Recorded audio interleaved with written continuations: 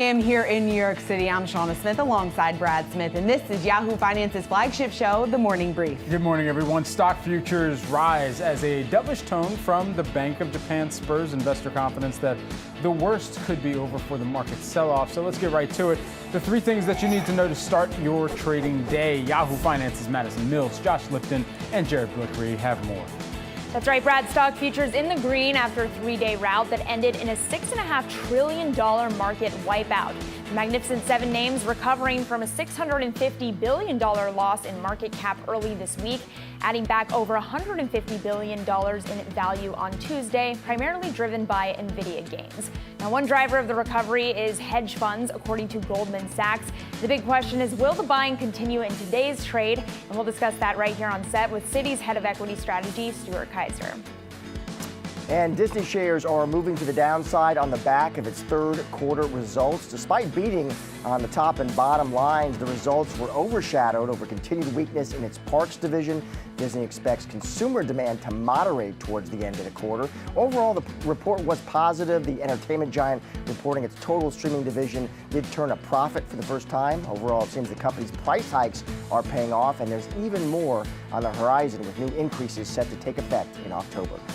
And investors are keeping a watchful eye on the AI trade this morning. Shares of Supermicro, they are plunging after the company missed Wall Street expectations and reported a wider than expected margin for the fourth quarter. The company is remaining optimistic that Supermicro issued upbeat revenue guidance for the current quarter and announced a 10-for-1 stock split amid growing demand for AI hardware. The company says it's expecting trading on a split-adjusted basis to start October 1st.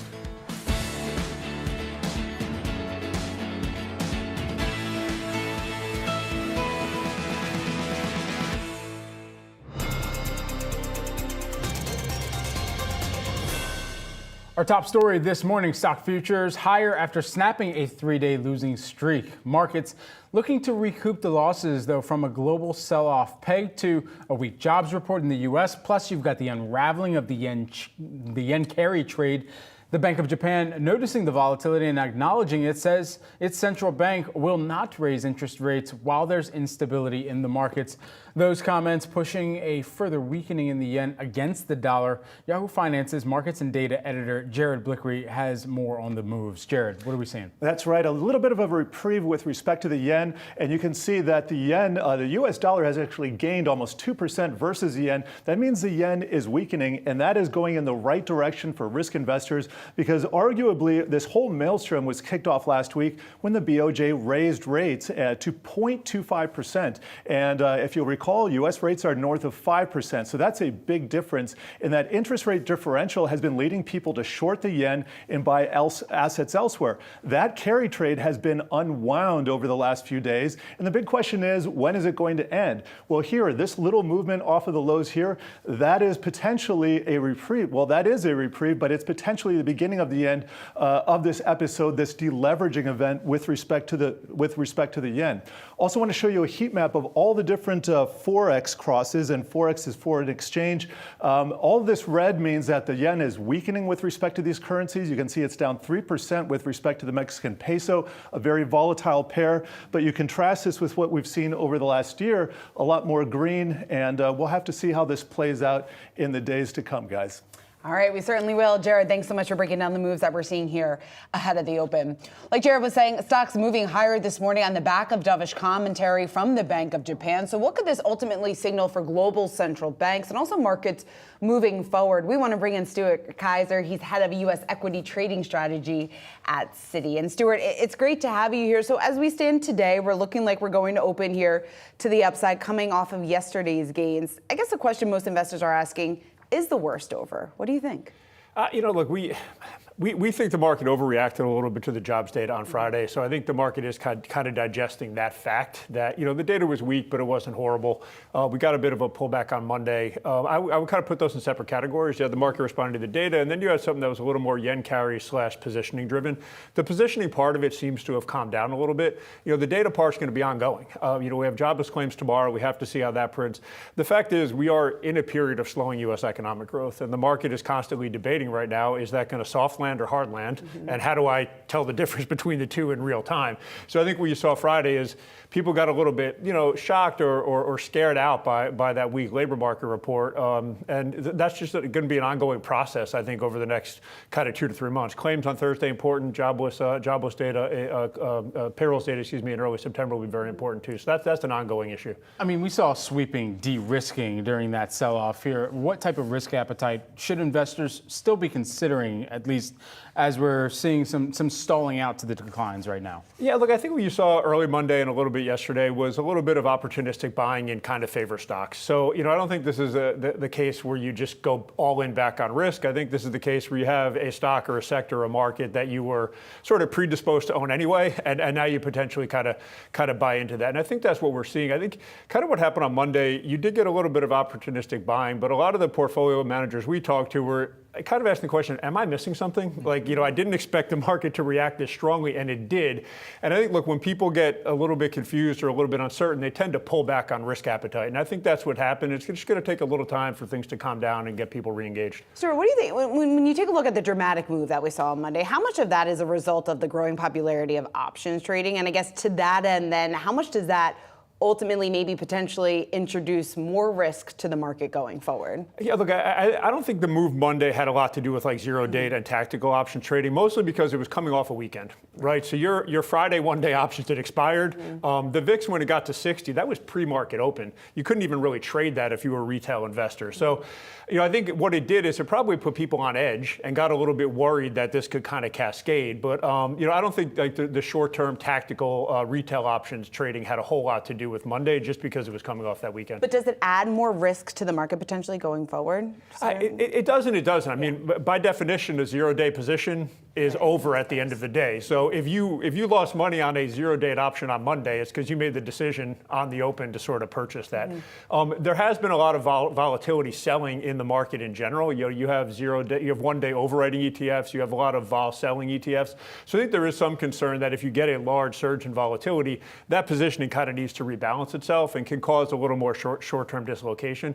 But if you look at Monday across the space, it was really the VIX that looks like the outlier. The VIX getting up to 60 was highly unusual compared to the moves we saw in other parts of the market. I think that suggests you might have had some positioning dynamics on the VIX specifically that were going through the system. Some industry colleagues of yours over at BlackRock were pointing to the China data coming out this week and trying to get a sense, as many investors are right now, of how much or what type of outsized impact international data can have on U.S. markets right now through the end of the year, perhaps. Yeah, it always matters. I mean, China's a large economy. If that economy is slowing, it becomes an issue. I do think that over the last couple of years, though, people have kind of stepped away from China equity exposure just because there's just been ongoing challenges there. So I think it matters. But I think, honestly, the U.S. data is going to have more impact on the rest of the world than rest of the world data is going to have impact on the U.S. from an economic perspective. The stuff going on in Japan is unique because that carry trade has been built over a multi-year period, right? You don't rebalance a multi-year trade in 2 days. So that risk still exists.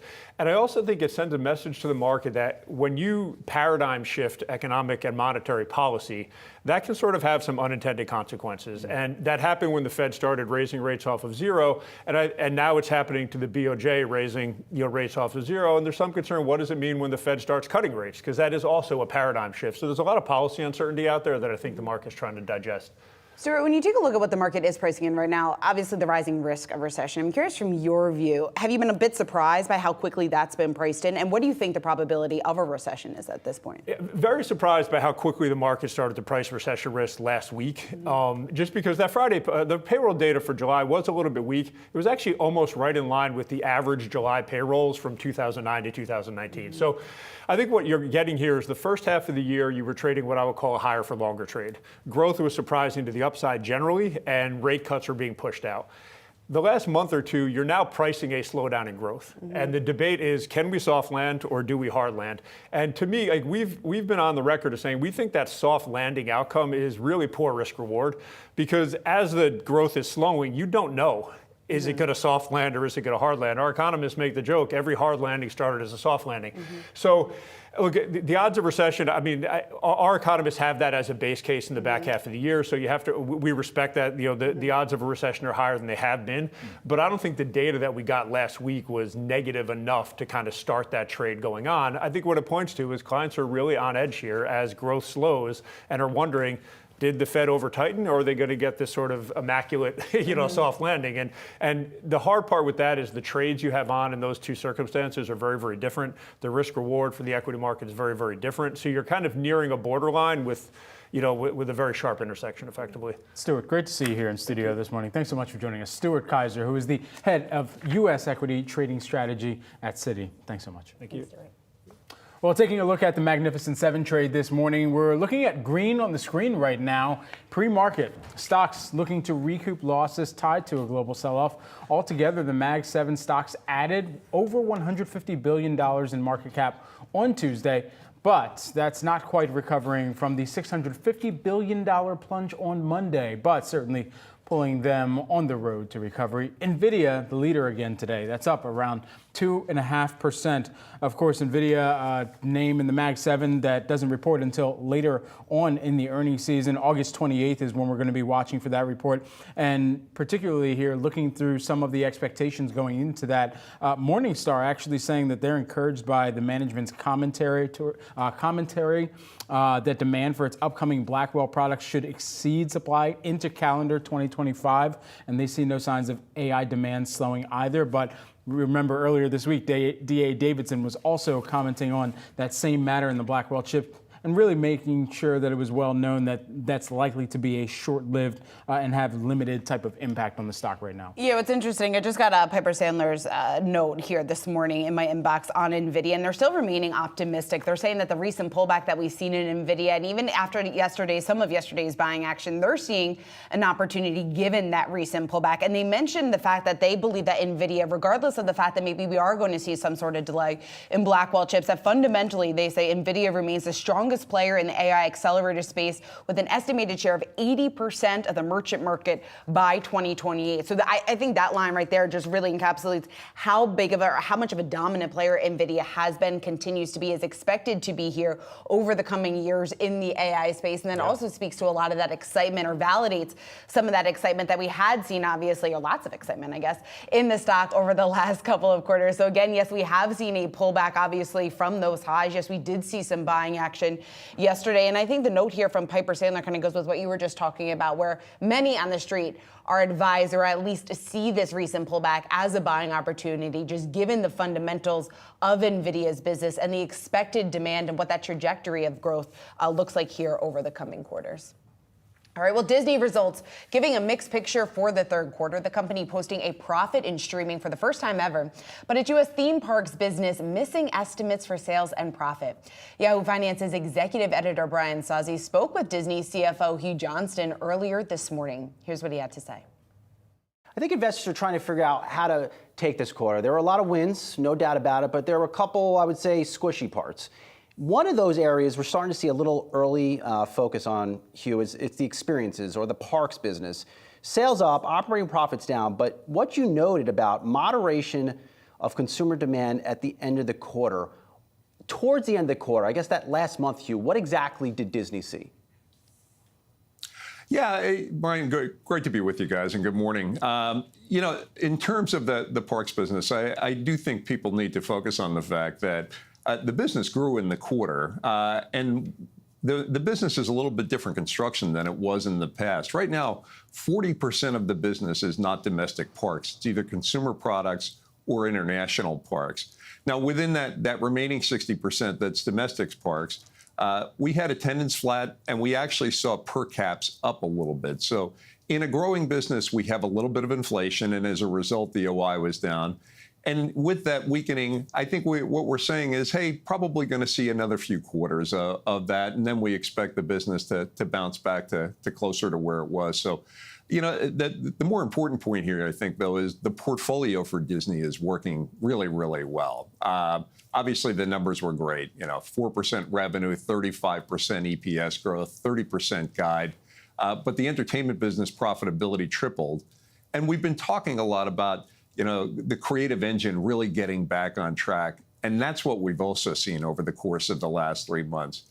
We've had the 3 biggest movies in May, June, and July. And as a result of that great performance, obviously the entertainment numbers are terrific. And that's really the heartbeat of the company. That's the one that pumps oxygen into the rest of the company. So we feel good about that. And obviously the streaming service, we did what we said we were going to do, and we did it a quarter early. So we feel good about that as well. Hugh, a couple more on the parks business. I definitely want to talk about that turnaround in the creative studios, because that is, I think that is a real, obviously key area of your business, but a very important to the investment thesis on Disney. Is in the U.S. parks business, are consumers behaving in a recessionary way? That's the first part. And then secondarily, what actions are you taking in the parks to get that business back on a growth plan? Yeah, no, we certainly see consumers behaving in a way, I wouldn't call it recessionary necessarily. They're watching their pennies a little bit more. So the things that we're doing are the things that you would logically do. Number one, we are putting a tight clamp on our cost management. We're usually good at that in the parks, and we're taking it up to another level. Number two, we're being very selective about creating value offerings for certain consumers that are more sensitive to value these days, but doing it in a responsible way, not in a way that's going to be disruptive to the financials of the company. And when you put those things together, given the strength of the IP that we have, given that people do tend to protect their vacations more than other types of spending, we tend to get hit late, we tend to get hit less, and we tend to improve more quickly than others. And that's the expectation we have based on the history we've studied. How soft is that China parks business? Because we've been talking to a lot of consumer companies of late. Something's going on in China, Hugh, which, of course, they report GDP growth numbers, but a lot of consumer companies are calling out weakness there. Yeah, I would characterize it as very mild. I wouldn't characterize it as a big issue by any stretch of the imagination. We just see less people traveling into Shanghai from elsewhere in the country. But again, relatively mild in the overall scheme of things. You mentioned, Hugh, the renewed creative engine or strength at the studios business. What have been some of the biggest changes that have been driving that? Because I wouldn't say it has come out of left field, but a lot of investors forgot, I think, how powerful those creative engines at Disney could be when they're all aligned and rowing in the same direction. Yeah, it's a great question, Brian. One of the things that our CEO, Bob Iger, and the team have been really focused on is really taking us back to the days of excellence when we were producing multiple billion-dollar movies every year coming out of the studios. And the focus has been on not being satisfied until we achieve that standard of excellence that really is what Disney is all about. And if something isn't ready, we'll delay it by a couple of quarters. If a project looks like it's not going well, we'll actually cancel a project. And as a result of that, the products that you see coming out in the form of terrific feature films are truly, truly excellent. And that has been a notable change and one that we've been talking about, but now you're seeing the evidence of it. And my expectation is as we move forward to Mufasa and as we move forward to Moana 2, you're actually going to see more and more of that positivity showing up in the results. I don't view these as one-offs. I view these as the start of a significant trend. You see the same thing happening in the TV studios with obviously all the Emmy nominations that we've received with The Bear and Shogun and Abbott Elementary and Only Murders in the Building. A real focus on excellence out of the creative group, which is sort of the heartbeat of the company and really sort of drives the rest of the company, is I think what we should be expecting going forward. Is it fair to say, Hugh, that Disney is just back to making higher quality content within the movie business? And it's okay if you don't churn out a large volume of titles just to satisfy a number on a budget line? I think that's exactly right. I think to some degree when we got into streaming, we got a little too aggressive on quantity, and it's difficult to expand capacity that quickly. And to some degree, perhaps the quality suffered a bit. In today's world, particularly trying to get people to go to movie theaters, you need to deliver a super high quality product. And as Bob came back, that was one of the things he immediately diagnosed and focused the team on. And as a result, you see that happening right now. Now, it takes a while to do that, and we've been talking about it for a few quarters, But now you're seeing it in action, and I do believe you're going to see super high quality product coming out of our studios. The creatives are doing a great job. It was mentioned on the earnings release, of course, combined profits at the streaming business for the first time. Is Disney making money in streaming? Is that the new normal from this point forward? Absolutely. That's exactly it. So we said we were going to do it in Q4. We've achieved it in Q3. I would expect to see us continue to do that. What's driving that? Is that cost containment? It's really a combination of a large number of things. Certainly cost is one of them. In addition to that, the advertising model has been terrific. As we've improved the product, we're seeing churn go down, we're seeing engagement go up. And in addition to that, you're just seeing more and more of our own IP, really high quality IP, attract more and more subscribers. So growth is certainly a factor. And then, of course, pricing is a factor. And we've taken some pricing. And because we're putting so much value into the service, I expect we'll continue to take some pricing over the course of time. So all of those factors are weighing its way into the outcome. I mean, we were losing not too long ago $1 billion a quarter. Now we made $47 million, and I expect we're going to continue to go up. I'm sure you've been watching the high drama playing out with Paramount. Some folks that I've talked to have said that deal price for them wildly too cheap. But that whole situation, has it made Disney rethink what the end game is for its linear TV networks? Does it make more sense to just keep these amazing assets like an ABC instead of just selling them at rock bottom prices just to remove various expenses from the lines? Yeah, that's the perspective I've had all along since I got here and studied it in the initial months. Is these are good assets. They produce a lot of cash. They have very, very high household penetration. And they're part of the ecosystem that delivers terrific entertainment to people. And obviously, they do it in a profitable way. So, Brian, it's interesting right now. We're about 50-50 between delivering entertainment through streaming and delivering entertainment through linear. And as consumers make that shift, we'll certainly make the adjustment. But we put high value on the linear business, very high value. You mentioned Bob Iger, of course. Do you think his successor will be announced before year end, or the company needs a little more time to really finalize or lock in on that best possible candidate? Yeah, that's a great question, and it's an excellent one for the board, not for the CFO. I would tell you, I know Bob is here through the end of 26, and that's been widely reported. Beyond that, I really don't know what the timing is of all this. Our thanks to Brian Sozzi and Disney CFO Hugh Johnston for that interview. Coming up, Novo Nordisk is seeing strong demand for its weight loss treatments, but you're looking at the stock falling just about 5.5%. We're going to hear from the company's CFO next.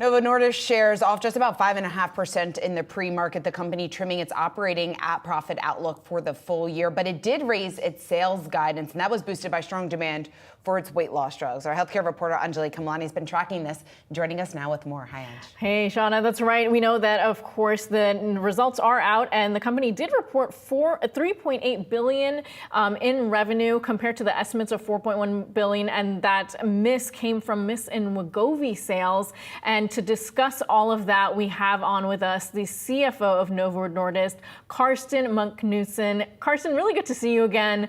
Really kind of a mixed picture with this quarter. I know the stock, the Wall Street is clearly reacting one way about it. You've called this a blip in the quarter based on rebates, manufacturing constraints, as well as competition and pricing for sales. What can you tell us, about how you think about Wall Street reacting to this? Good morning, and thank you for having me on your show.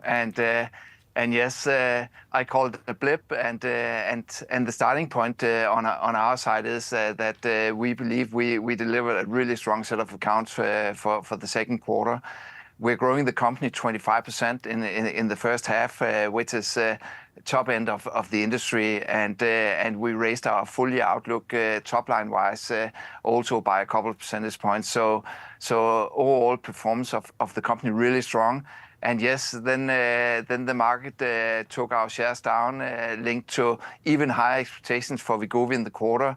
And the reason why I call it a blip is that the underlying trends are really strong. And with the raise of full year outlook, then investors should be very comfortable in performance of the company.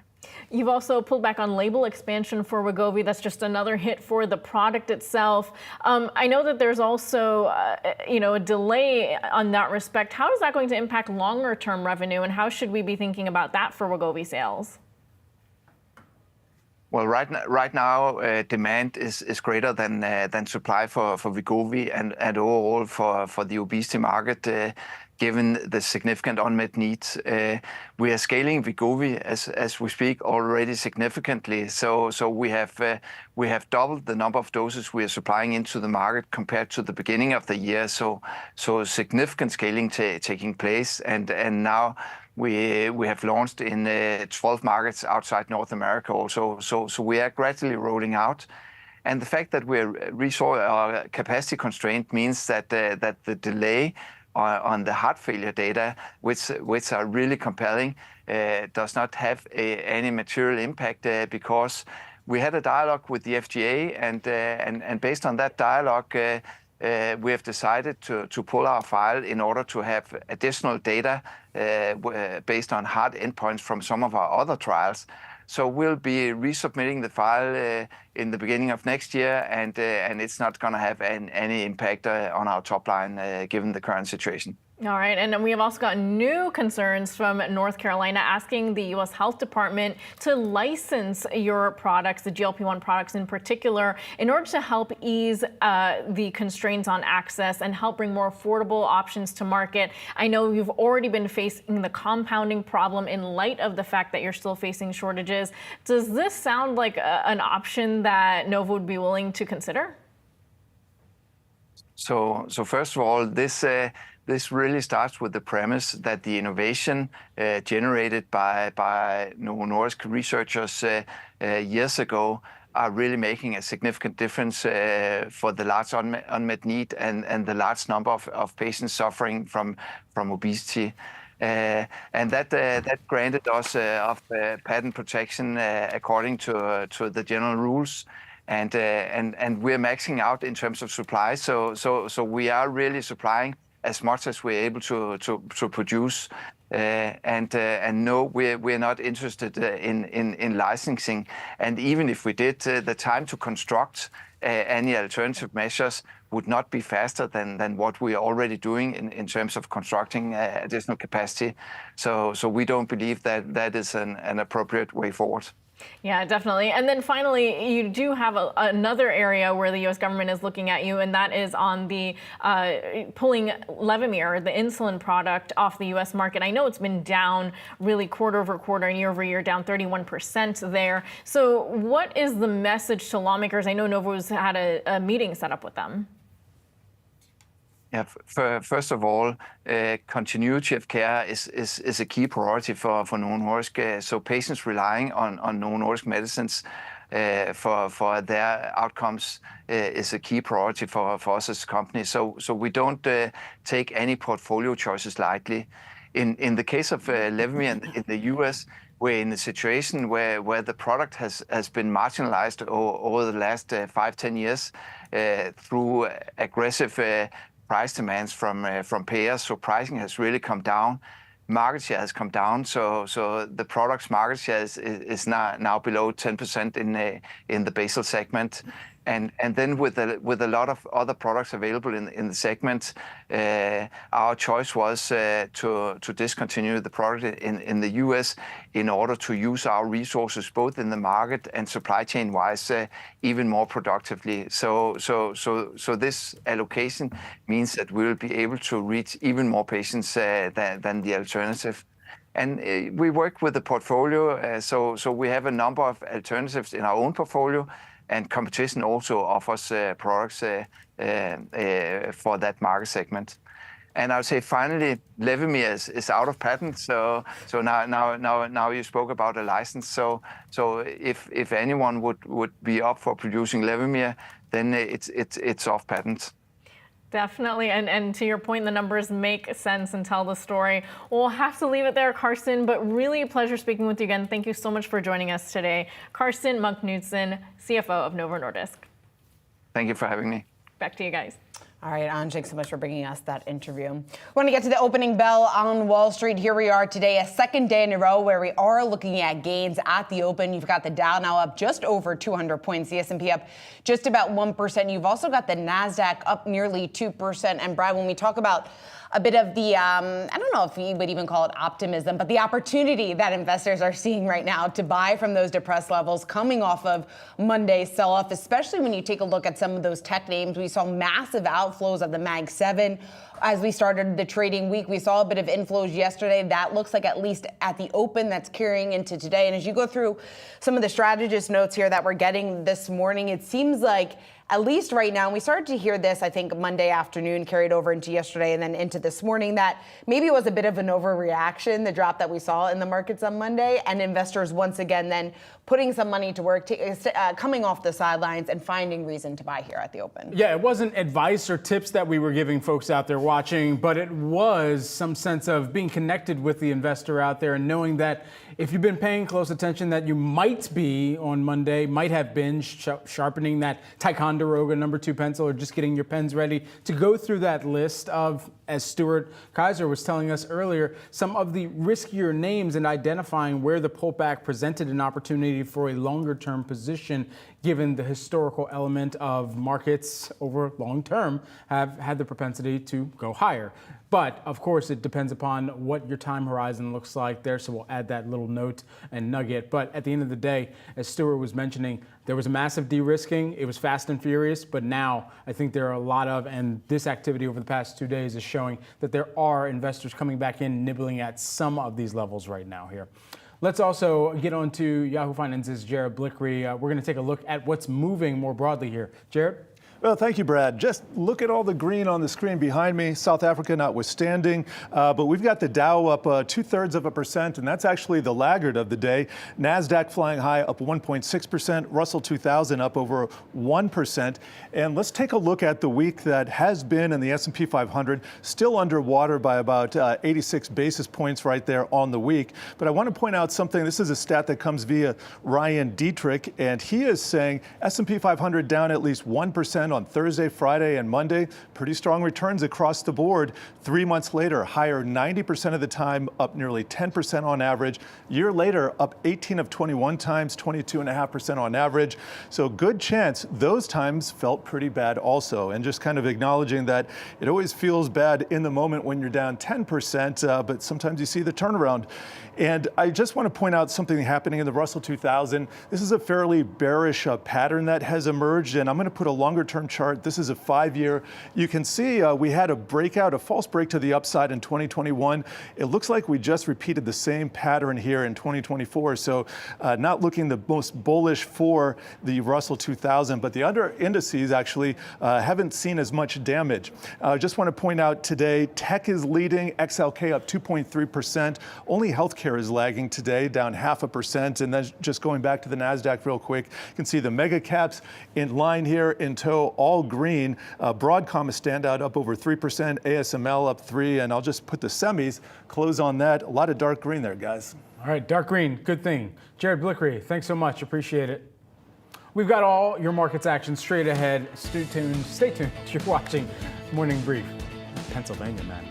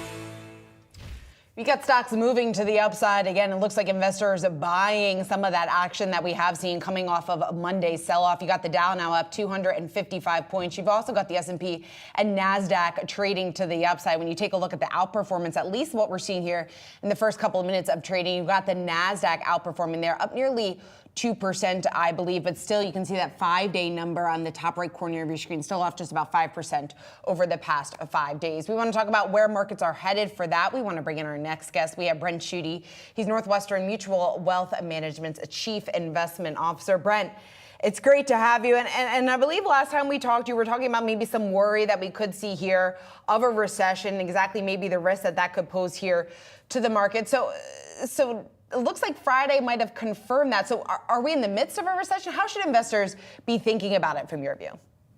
You know, I don't know for sure. I think over the last few years, people have been able to shrug off any economic fears and any of those indicators that I pointed to over the last year that have happened before recessions because the labor market was still strong. And people believed the labor market was still strong, even though there were signs it was weakening. The last thing that people kept pointing to was the SOM rule, which I'm sure you've all heard about. That was actually broken on Friday. And that's where I think people started realizing that perhaps the labor market is weakening. If the labor market is weakening, then that means the Fed is likely too late to, even if they do cut in September. And that's where I think the recession fears are starting to leak back in. So with that in mind, what is perhaps if you are kind of leaning towards us seeing a higher probability of a recession, what is the counter that you expect from the Fed, and how would the markets react then? Well, I think the Fed will cut rates if they see labor market weakness. So I don't think September is a guarantee yet, at least not a 50 basis point cut. I think that would have to be a weakening labor market in August. We'll see if inflation is actually dead. We've only had 2 good inflation prints after 4 bad ones. And certainly the Fed was head faked last year when inflation started going down. And then it came back pretty viciously this earliest year. And so to me, we'll see. Look, the reality is the Fed has cut before the last 4 recessions. They typically cut because the labor market is weakening. And even though they've cut before the last 4 recessions, we've still had recessions. And so it is by no means a guarantee, but there are risks that are out there. And my message is only that investors need to pay heed to those risks and not be overweight equities and just make sure they're comfortable with days like Monday, because those could happen again in the future. And I don't want them panicking at that time. Yeah, but I guess what is the main takeaway, your main takeaway from the action that we saw Monday and even what we saw, I think, starting on Friday? Is this something that investors should be bracing for? It sounds like you think maybe we could see the dramatic moves on Monday play out once again. Yeah, I mean, you have a market that's expensive. So the S&P 500 trades at valuations that it typically does late in an economic cycle, like late 1999, late 05, 06, 07. And so it's got a lot of positive expectations of a soft landing baked into it. And so to me, when you see the market move like it did on Monday, when you see the VIX spike, typically volatility clusters. And that to me is a sign of a market that has some potential weakness in the future. And that's where I think it could happen again. I suppose we'll see what happens tomorrow. I think the important data points tomorrow are the claims market, so the jobless claims, initial and both continuing. If those continue rising like they have, I think the fear of a recession amplifies again tomorrow, and we'll see what actually happens in the market thereafter. Brent, we got 15 seconds. What is the recession portfolio playbook then that investors would be wise to at least kind of try to put together some type of framework around? I mean, I take it back to what you said before. Just make sure the prior guest I heard from yesterday talking about making sure that you own stocks for the long term, thinking about not being concentrated, being diversified, and not being too far over your skis. If you're uncomfortable, do something now. Don't do it if the stuff hits the fan, because that's exactly the wrong time to be selling.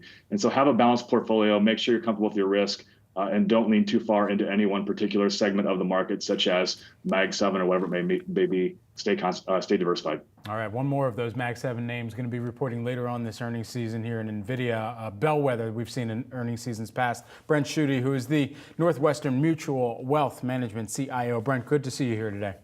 Thank you for having me. Thank you. We've got all your markets action straight ahead. Stay tuned. You're watching The Morning Brief.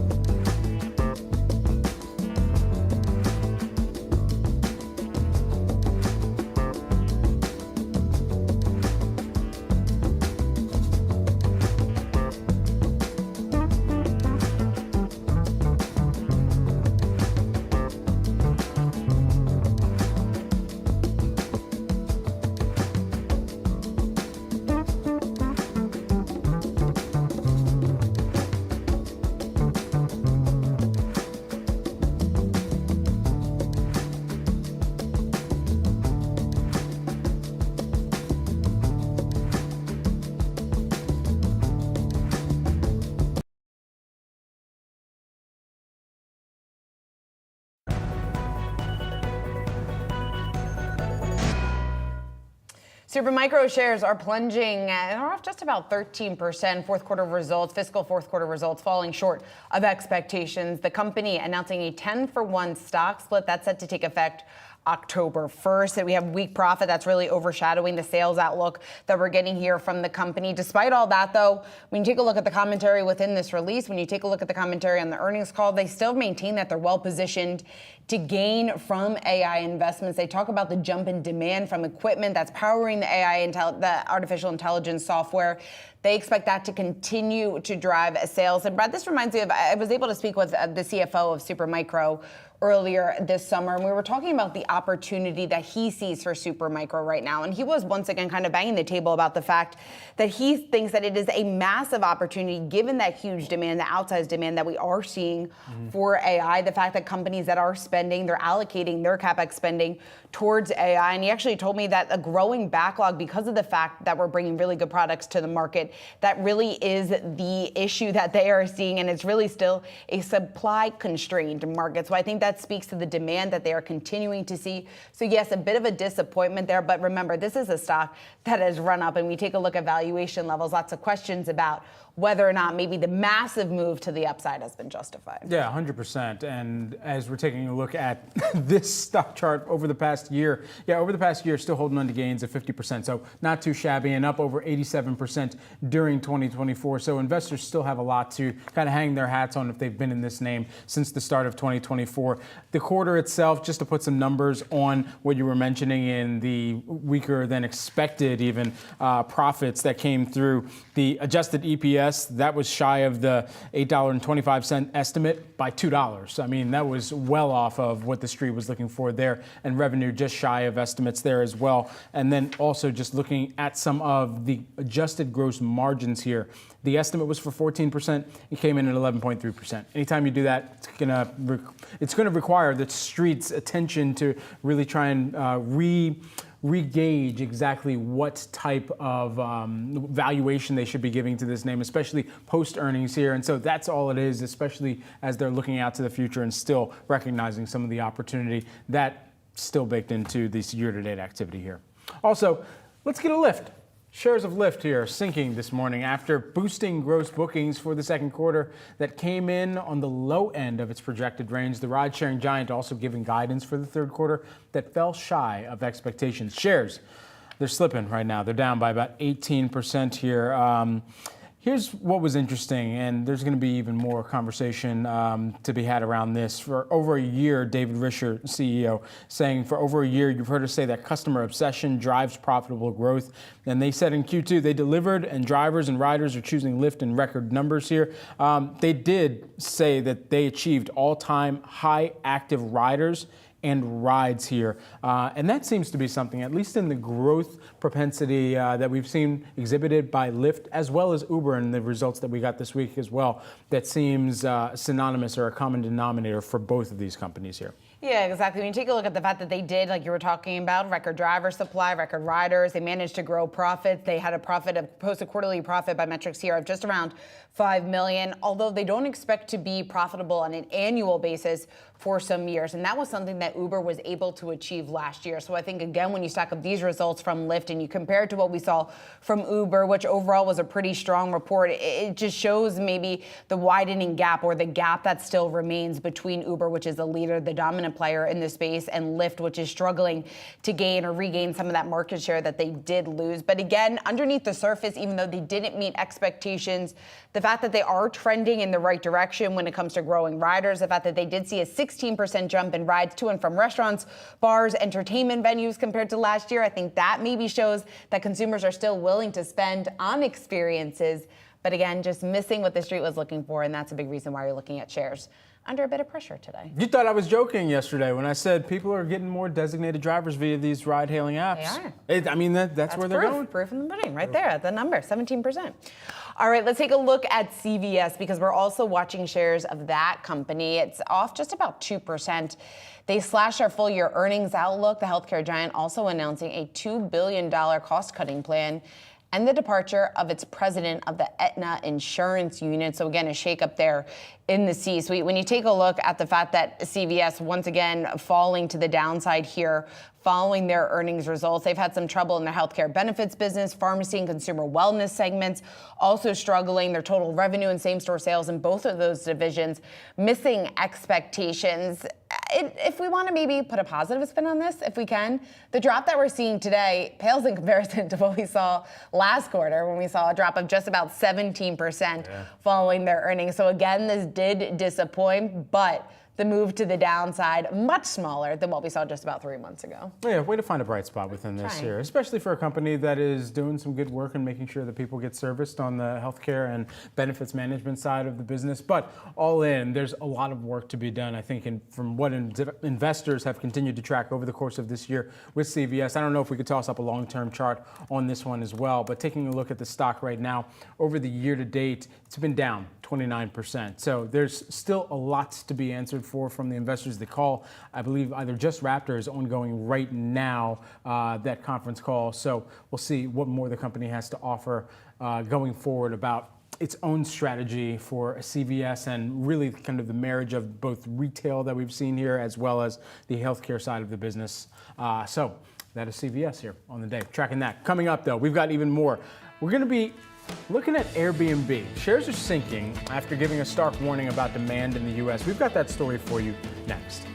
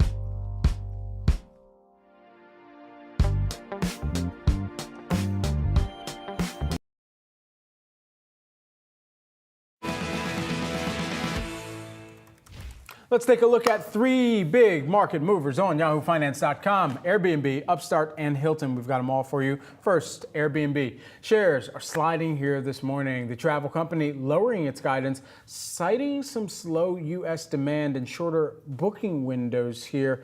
Discussed on the call last night. You're seeing shares down right now by about 14.2% here. All in, there are a few things that really jumped out to me. Number one, they did mention this softness they talked about in long lead trips here. So basically, the lead time to which you would actually book a trip is narrowing. Also, North America was softer than anticipated in the second quarter. They discussed that. And so they're also, it seems like, baking into the equation some perhaps deceleration in the forecast as well. Be a bit worrisome for consumers out there, maybe what this tells us about spending? Yeah, they're also going to be marketing more. And that was something that slipped into the earnings release too. And so if marketing expenses actually exceed the revenue growth rate, that's something investors might have to really take into account too. All right, that's a good point there. Let's take a look at Upstart because shares are rallying. Take a look at this move. We're looking at gains of nearly 30%, improved artificial intelligence model driving its guidance boost. Also, second quarter earnings coming in ahead of expectations. If you're not familiar with this company, it's a fintech company. It's an AI lending platform. And the CEO really saying that a comeback is underway. I was taking a look at the quick analyst reaction to this better than expected print. Piper Sandler's commentary stuck out to me, saying that they think that the revised second half forecasts are, quote, very encouraging. You also have Mizuho's Dan Dolev saying that the report, quote, starts a new cycle here for the company. And key positives include a strong outlook for the third quarter and the remainder of the second half of the year. So big winner here in early trading. I mean, you met the 30 seconds. I didn't even try. Hilton shares, we'll see if I get another shot here. Hilton shares ticking lower. The hotel giant raising its guidance as strong international travel offset losses from weak U.S. demand. Sense a theme? We heard that from Airbnb. Shares right now for Hilton down by about 2.5%. A few call outs here from the report that came out this morning. Number one, system-wide revenue per available room. That increased by about 3.5%, currency neutral there. They also, let's think about this capacity. A lot of the hotel operators are trying to bring on more capacity, trying to bring on more unique experiences, and they're actually approving 62,700 new rooms for development during the second quarter. Total pipeline now a record 508,300 rooms as of June 30th, 2024 there. So we'll keep a close eye on shares here. Yeah, again, I didn't meet the 30 seconds. All right, we'll keep it right here. We've got a lot more for you coming up. Taking a look at where markets are trading 30 minutes, almost 30 minutes into the trading day. You're looking at gains across the board. When you take a look at where we are seeing some of that leadership here, the rotation out of growth into value stocks, that seems to be faltering just a bit. And as quickly after it started, you've got the NASDAQ now up just over 1.5%, nearly 2% gain off the highs of the session. You've also got the Dow up now just about 400 points. We'll be right back.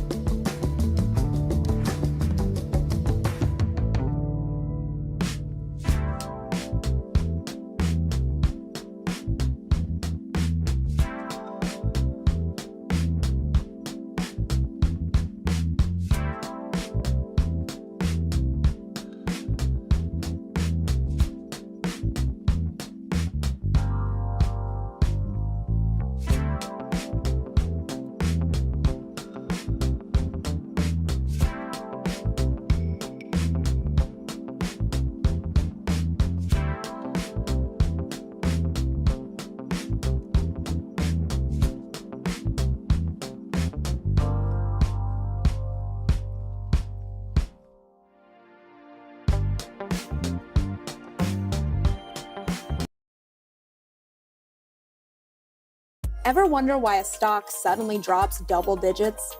Or Bitcoin unexpectedly hits record highs. We're unpacking the catalysts driving daily market action and explaining the chain reaction. Why are oil prices trending lower despite ongoing geopolitical tensions?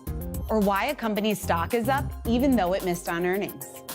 Insight from top strategists, economists, and business leaders will help you make the smartest choices for your portfolio. This is Catalysts. Tune in daily, 10 a.m. Eastern on Yahoo Finance.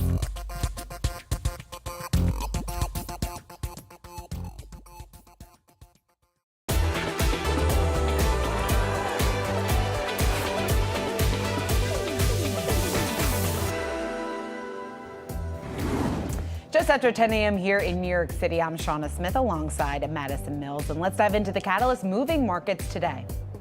Stocks are moving higher here as Magnificent Seven looking to recoup its losses, adding back $150 billion in market cap on Tuesday. Nvidia contributing 2/3 of those gains.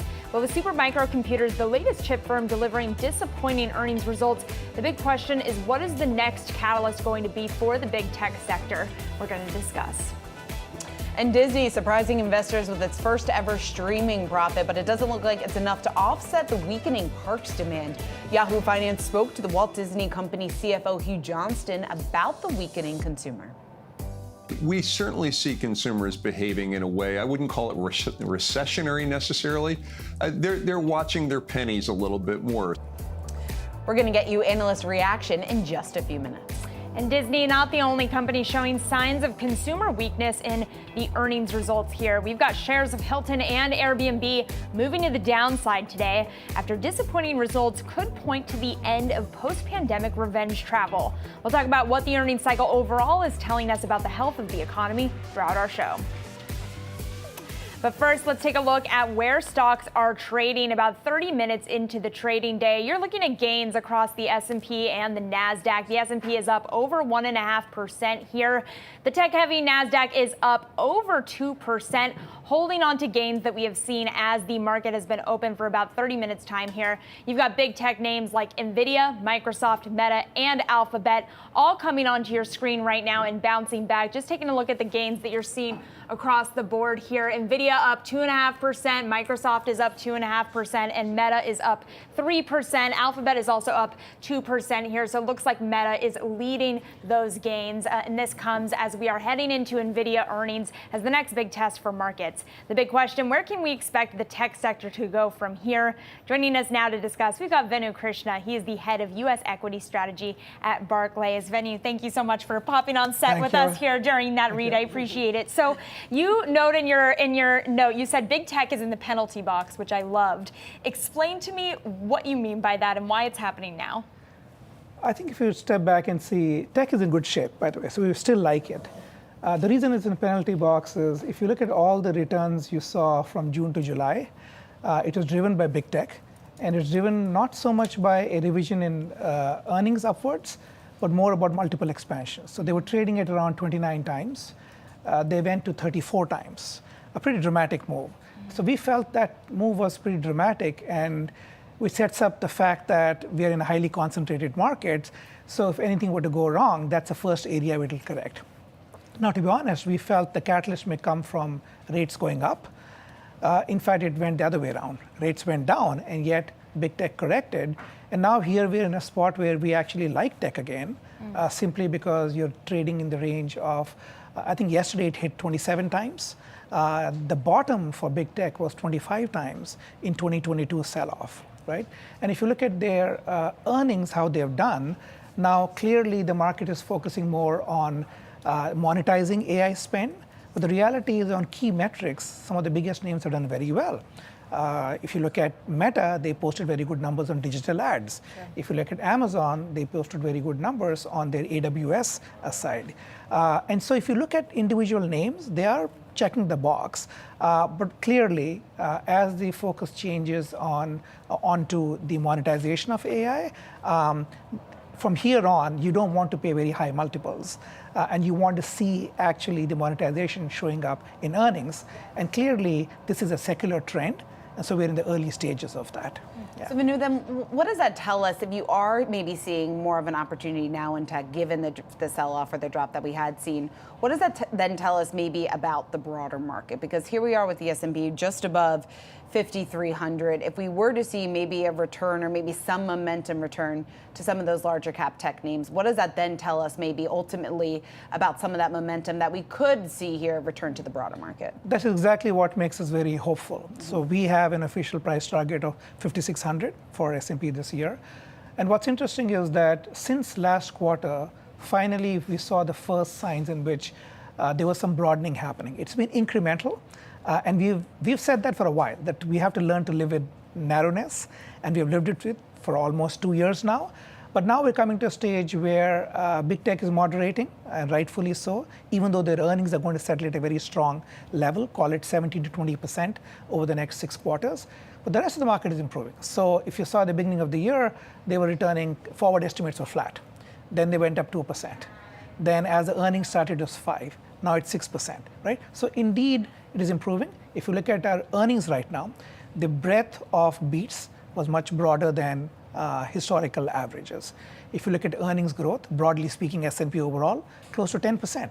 Again, higher than long-term averages. If anything, the only difference now is that the magnitude of surprise has come down across S&P, which is fine. It just tells me that more optimism is baked into numbers, right? There are, that said, a few red flags. So for example, if you look at estimates for the next quarter, they've been pulled back quite sharply. And yet, for the following quarters, nothing has changed, right? So I think our view is that this broadening is going to happen. It's going to be a much slower pace than what people are expecting. And it'll play out more in 25 rather than this year. But broadly speaking, directionally, we are headed in the right direction. So the rotation narrative that we had for what felt like 5 seconds before the market started freaking out, right. You expect that to come back heading into 2025 more so than in, say, a month or two when we get more CPI and jobs data and everyone starts to calm down? Yeah. So I think, again, when you talk about the rotation, let's be careful about how we define it. Okay. We think the rotation more into the rest of S&P, that 496 stocks outside the big tech, is where you want to play the rotation theme. It's going to be incremental, but it's heading the right direction. But I do not prefer, for example, small caps. Okay. So we were very specific about that. We've been specific about that. Even in this big rotation which happened, we were of the view that it's not sustainable. And you saw what happened. Essentially, what small caps gained over large caps over a matter of 2 weeks, they gave back in 3 days, right? So I still think we prefer large caps. And given the fact that even with all this turmoil, correlation has increased in S&P within sectors and across sectors. The point is still, for the level of volatility in the market, it is still low. What it means is that you don't want to place sectors right in this market more as themes. So for example, in discretionary, we are cautious, but we like services exposure over goods exposure, right? In terms of what to avoid, we want to avoid areas and sectors where they've unduly benefited from exercising pricing power after COVID. And now as demand is moderating and consumer behavior is changing, especially in the low end, we want to avoid some of the exposed names. So autos, auto parts, parts of staples, for example, right? And then of course there are, even within small caps, you want to play it, you want to first wear a value hat or a growth hat, and then a quality control on top of that, right? And if you can do that. And finally, I think even in broadening, what we recently did some work, and we showed that if you start looking outside of big tech, and then try to replicate the kind of financial metrics at which big tech is excelling, you can come up with a basket of 50, 60 stocks. And those stocks we are rebalancing every month. They're holding their own quite well, right? So I think this is a market in which you continue to wear a growth hat, you wear a quality hat, but you take advantage of the fact that in general, dispersion remains high. In other words, it allows you to pick stocks. So do it as factors, themes, and stocks. Yeah. Manu, I'm curious, just from your perspective while we have you, how different is it this time around when you compare the sell-off that happened in Monday to prior volatility that we've seen play out over the past 10, 20, 30 years in the market? How is the approach that you're using today and now different maybe than those volatile or more dramatic moves that we had seen in the past? And then what does that ultimately tell us, I guess, about where we are within this cycle? That's a great question. So I think there are big differences. So this is, in terms of the velocity of the move and the magnitude, this was quite dramatic over the last 30, 40 years. But there was no very strong underlying fundamental catalyst for that, right? So a lot of it was very technical. And there are numerous metrics you can look at to say that that is indeed the case. For example, when you had the small cap big rotation going on, it wasn't as if the prospects of small caps suddenly improved. Fundamentally, they were still a lot weaker compared to large caps, for example. And they're a lot more levered. They have more floating rate exposure. But what you saw was, in the derivatives market, spot up, vol up. Very unusual, especially when you have big moves. A huge demand for upside call buying relative to puts, even with such huge magnitude of upside moves, for example. If you look at now what is happening in the derivatives market, the whole term structure has gone up. And 2 days ago, it completely inverted. In other words, a lot more near-term risk, a lot less going forward. So I think what is missing right now is if we don't have, like in 2008, you had a housing and a mortgage crisis, right? You have geopolitical issues, but there's not something which is fundamentally destabilizing the world, especially the developed world, for example, right? That's not the case. Yeah, elections going on, but we get elections every 4 years, right? And so I think the difference over here is a lot of positioning, because we were such a narrowly concentrated market. The size and scale of systematic strategies today is a lot bigger than what it was in the past. So on the margin, when they move fast, and certain strategies move faster than others, it can add to the volatility. In this case, for example, for 20, 30 years, you had low interest rates in Japan. And once that narrative changed a little bit, there was a whole unwind of the carry trade, right? And so you were borrowing in yen, but you were investing in dollars and other global assets, right? So it was a very, I would say, technically driven market. But if you look at it and step back, we are not in the camp that suddenly overnight in the US, the recession risks have shot through the roof. Now, compared to a month ago, if I said, and we were saying that the recession risk is 10%, so now I would say it's probably 15%, right? If we thought that the soft landing was 60%, now we're saying it's 50%, right? But still, I think what has happened now, the risks have become more balanced between a recession or going much stronger, right? And obviously, recent macroeconomic data is suggesting that there is indeed an uptick in the risk that things can go wrong, right, on the recession front. We think that is still way too low. And that's why we remain optimistic that there's nothing fundamentally broken. The consumer is in decent shape, even though on the low end there's some cracks. Economic growth is still quite strong compared to pre-pandemic trend levels in the US growth, for example. Employment is cracking. You want to keep a keen eye on that. But in the big scheme of things, it is not falling apart, right? So I think when you look at a lot of, and you have a Fed, which has learned from its past moves, remains highly data-driven and focused. And I think so far they've done a pretty amazing job in pulling the economy into a soft landing, which still remains the 50% case right now, right? And so I think this is a very different environment. And that's why we would caution a lot not to look at historical precedents a lot and then assume that something's, because everything post-COVID has been so different than anything in the past.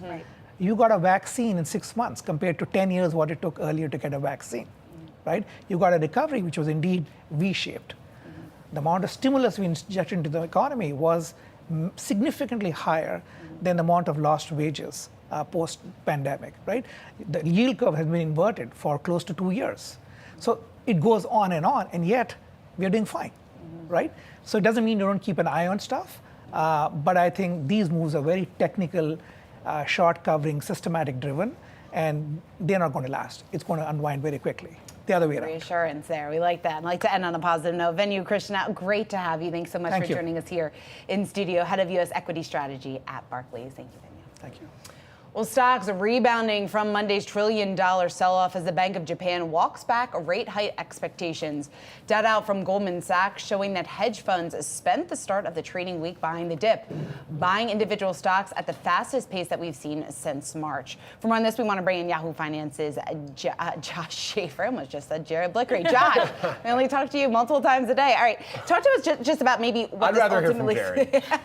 What does this ultimately signal, do you think, in terms of Is this going to be a catalyst for the market, or does this maybe offer some reassurance? I think it supports the narrative we've been talking about over the last couple of days, right? And Stuart Kaiser from Citi highlighted this to you earlier this morning, Shauna. He said, if you believe that the market overreacted to recession fears in sort of the last 3 sessions here, we had that jobs report, we went from pricing in 3 Fed rate cuts to 5, all of a sudden by 10 a.m. people were talking about cutting in between meetings.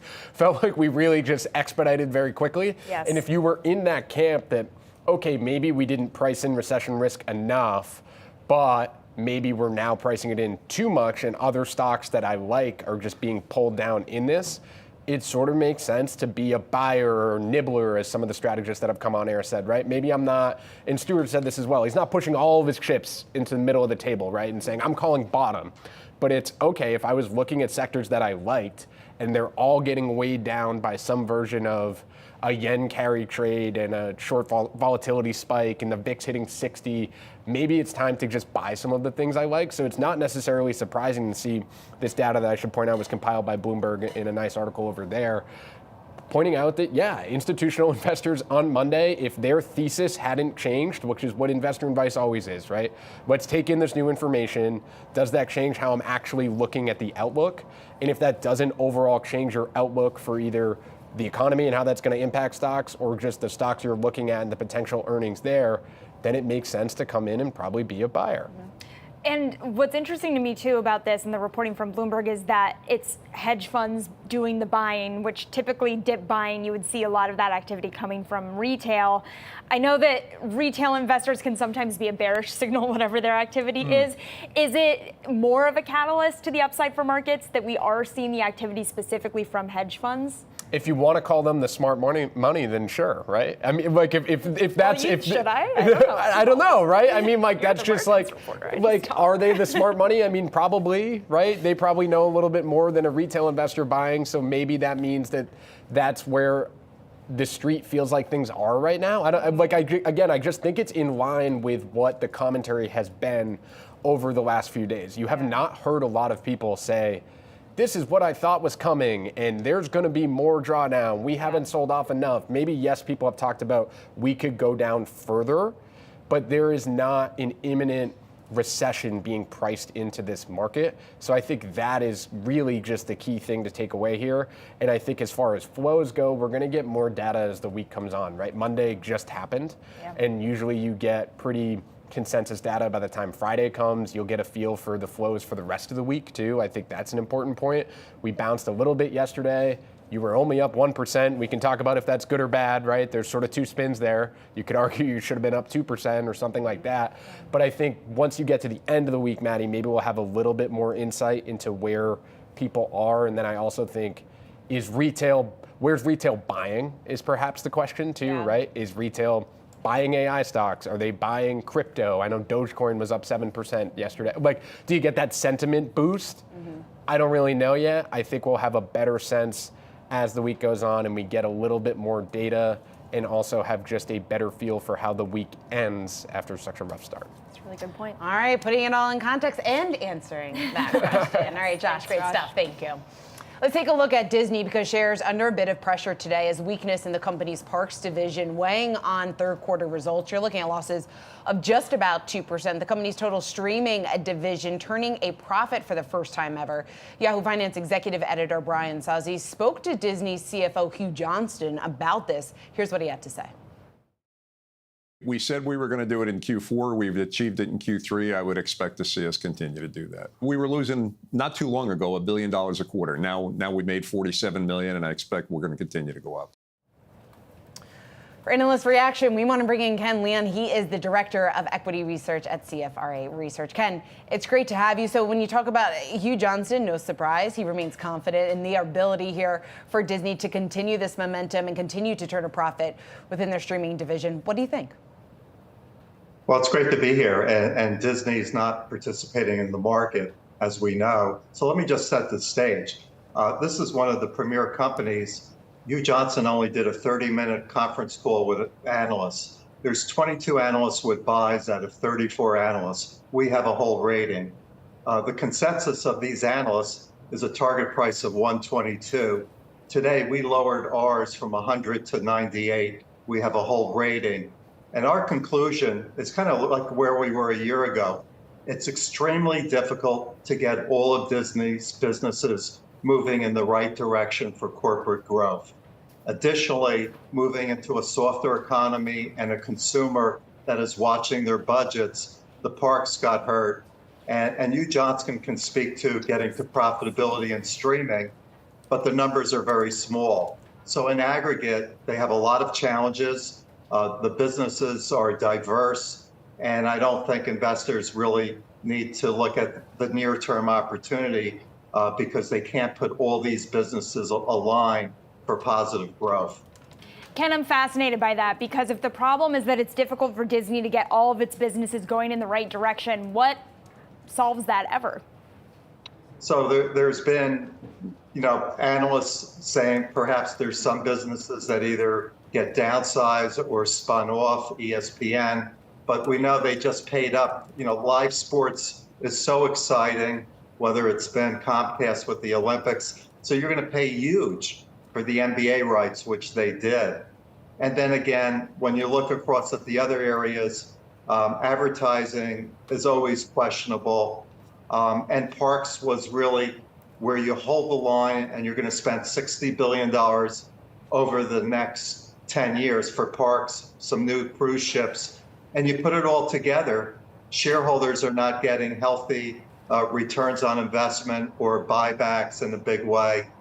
It's just really challenging against more streamlined companies like Netflix that are really ahead of the curve, in this area of streaming. It's a very tough area to compete. I think the untold story here for the last decade, but really the last year or so, is that advertising has moved to social media, and it is significantly there for Meta, for Alphabet, and for others. And it's just hard to hold on and grow in the traditional areas for general entertainment.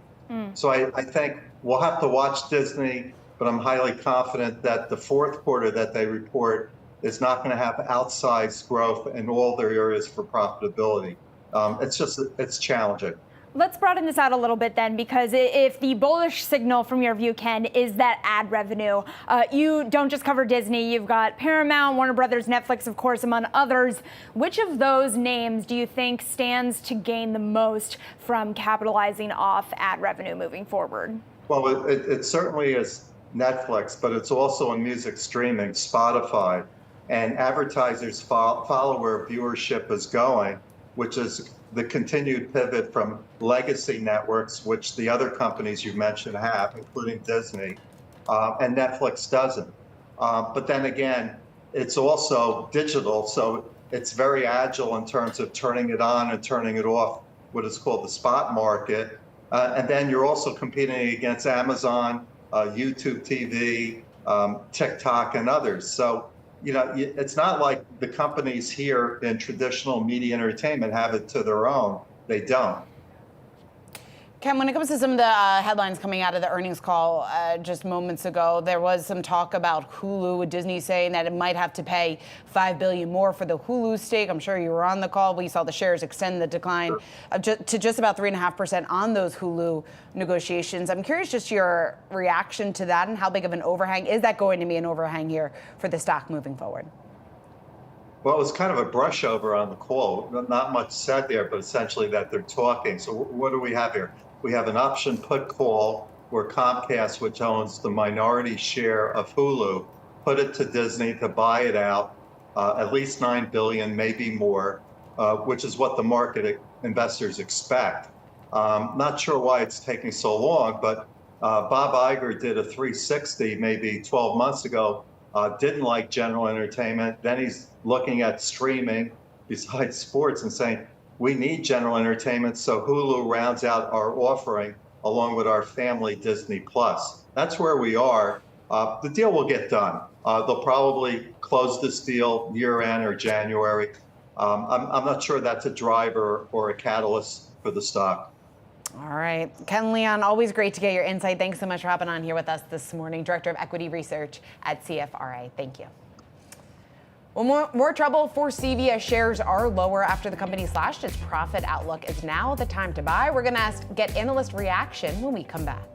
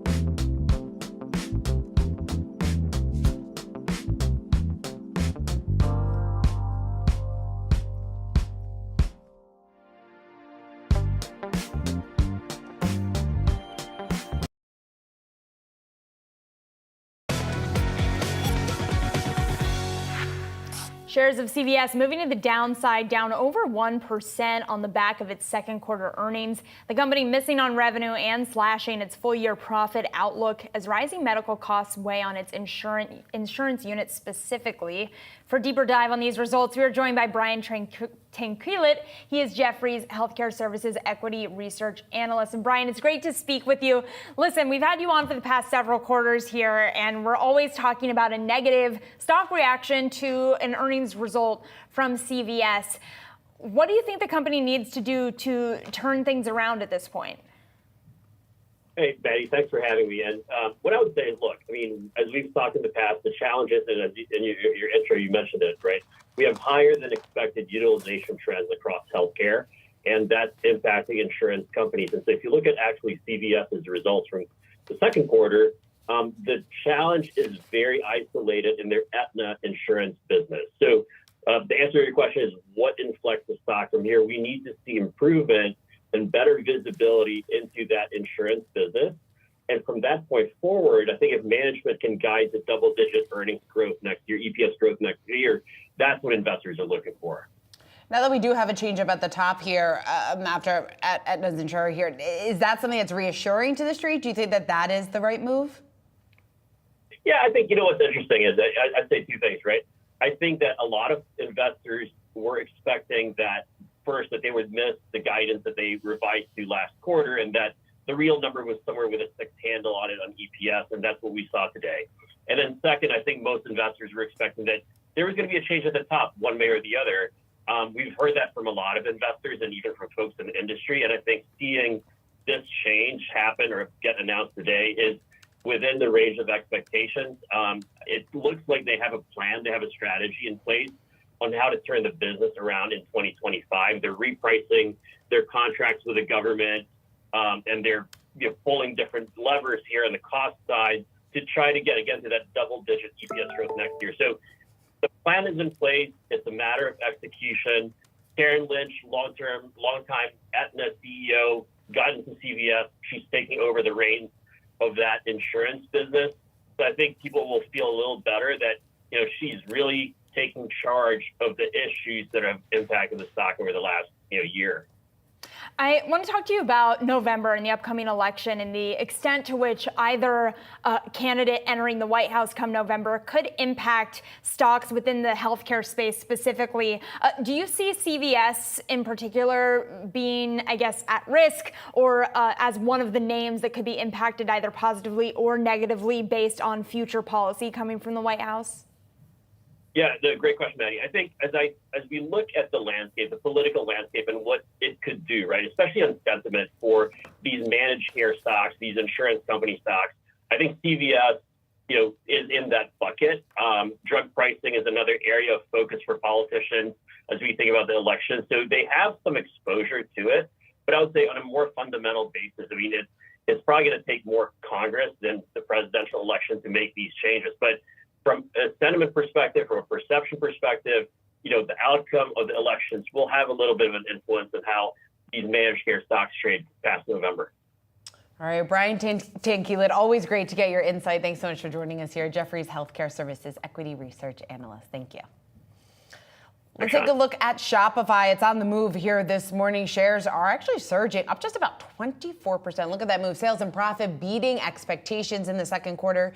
The company's revenue is up 21% compared to the numbers that we saw last year. Monthly recurring revenue, that was up 22%. Subscription revenue was up 27%. And remember that this is in an environment when we talk about a weakening consumer, the fact that consumers are pulling back just a bit. So the fact that Shopify, the e-commerce, a leader here, really showing that their business, I think to some extent, remains relatively resilient, that they have this ability or proven ability here to gain market share is something that the street is very much welcoming within this report. And just taking a look at some of that reaction quickly here on the terminal, that TD Cowen saying that lower than expected second quarter OPEX and the Q3 guidance for above consensus margin here, suggesting that some of that possible reversal to be expected here going forward when you talk about that higher spending here going forward. And so again, I think maybe this is offering some reassurance, and that maybe explains why we're seeing the extent of the pop that we're seeing here today. I think it's really interesting, particularly in comparison with some of the other results that we've gotten, particularly from a name like Amazon that didn't see as much of an upward tick in their consumer-driven e-commerce business over the course of the quarter. Comparing Shopify here, we have a note coming in from Citi saying that against the lackluster both consumer and e-commerce segments, Shopify delivered a very solid second quarter with top-line trends continuing to see more resilience versus peers. So given that they are starting to see that resilience, it does appear that they are starting to take up more market share in the space, that they're continuing to be the dominant player when it comes to an e-commerce platform, particularly in terms of how they're able to cater themselves to individual sellers and creators. If they can hold on to those gains, that can continue to be a catalyst for the stock moving forward, and it appears that that is going to be the case. Having said that, TD Cowen does note, and you mentioned this, Shauna, too, that they do have that lower than expected 2Q OPEX and Q3 guidance for above consensus margin, but that could lead to a reversal in what we're seeing here. All right, keep it right here on Yahoo Finance. Once again, we're looking at gains here today, but when you take a look back at that dramatic sell-off that we saw on Monday, how does that dramatic sell-off compare to other times of volatility within history when you take a look at other dramatic moves here in the stock market? We're going to explain. We've got an expert to weigh in next on Catalysts.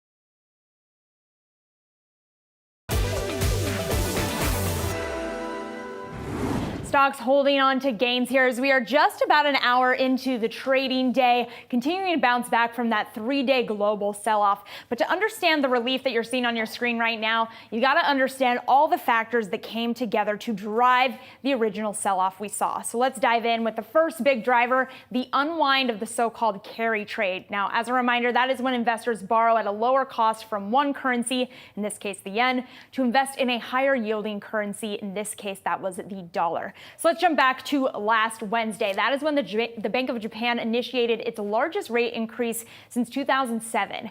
That sent the Japanese yen to a 4-month high against the dollar. Meantime, the dollar weakened as the Fed opened the door to rate cuts here in the U.S. That led to an unwind of a popular carry trade. So then we got our second sell-off driver here, which came in the form of jobs data. Initial jobless claims came in softer than expected on Thursday, and the unemployment rate drove above 4.3% on Friday. That triggered a key recession indicator that's called the SOM rule. Now, the unwind of the carry trade, the labor market data, and concerns about a growth scare, that all came together, culminating in the worst day for the S&P 500 in almost 2 years on Monday. Heading into today, overnight, we woke up to news that the Bank of Japan blinked. The Deputy Governor Yoshida said they would not raise rates while markets continue to be unstable. And that is what is primarily driving the market gains that we are seeing today. So that's a look at the last week of history that got us here. But what moment in history compares with one as whipsawing as we have seen here? Joining us to discuss exactly that, we've got Peter Oppenheimer. He is the Global Chief Equity Strategist at Goldman Sachs. Peter, it's great to speak with you. And honestly, you were the one person I really wanted to talk with over the course of the past couple of days because you are so good at understanding and giving context about market history. So how does the moment that we're experiencing right now compare with other moments that you've seen in terms of sell-offs, in terms of carry trades unwinding? What does this remind you of? Well, thanks for having me on, and I appreciate it. I would say, first of all, it's important to think about the context here of what came before this correction. You know, we have had a very strong run-up in equity markets. It really started last October as investors started to get more confident that a recession could be avoided after a couple of years of rising rates. And they also got more confident that inflation and interest rates were coming down. And from that point up until last week or two, global equities had run up by about 30%. The NASDAQ, which had had the additional support of big tech stocks, was up over 50%. So you'd seen this very, very strong rise, a lot of complacency being priced in, high valuations, and it wouldn't really have needed much disappointment, I think, to trigger a correction. And you very well described the proximate factors that triggered that. Now, actually, the correction was relatively constrained. I mean, it's not very untypical to have a fall of around 10%. The S&P was slightly lower than that, actually. It's just that it happened very, very quickly. And I think largely as a function of the carry trade unwind that you mentioned just earlier on. What I would say, though, is that there is still a lot of concentration in markets, particularly in the US, and high valuations. So in the next few days, it's still going to be very, very dependent, I think, on any further data we get on earnings and the macroeconomy to really reinforce the stability that we're seeing today. So, Peter, two-part question here. I'm asking them both at the same time because they're a bit related. So I guess with that in mind, with what you just said, should we then be prepared for another dramatic sell-off, or maybe not to the extent of Monday, but more volatility given that uncertainty? And then when you look at what happened, should we be viewing that, given the fact that you were just talking about that it had been so long since we had seen that 5% pullback, and the list goes on, is what we've seen play out here over the last 5 or 6 trading days, should that be viewed as healthy then for the market?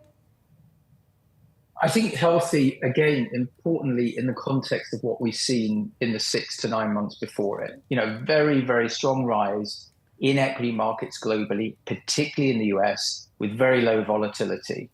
So some pullback after that kind of backdrop, I think probably is quite healthy. It's flushed out some of the very concentrated exposure in things like the yen carry trade, and also very strong ownership of some of the biggest tech stocks, some of which have seen some more risk being priced in about the realistic timing of the future returns we're going to see. I think all of that is pretty healthy. It's important, I think, also to say that once you've had a correction of this scale, typically equities do recover as long as you don't get a recession that follows. Now, the concern that was triggered last week with the jobs data in the US made investors a little bit slightly more worried that you might see a recession.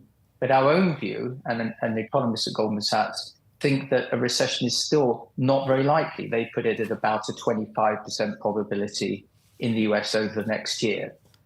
What we do know is that interest rates are beginning to come down around the world, and that's likely to begin to happen as well in the US relatively soon. So with this kind of correction, I think, yes, we'll probably get some near-term volatility as confidence begins to rebuild. But for those taking a more medium-term view, as long as we avoid a recession and interest rates come down, this is probably quite a good buying opportunity. That's really interesting. Let's stick on that really quickly. You say that this is a buying opportunity.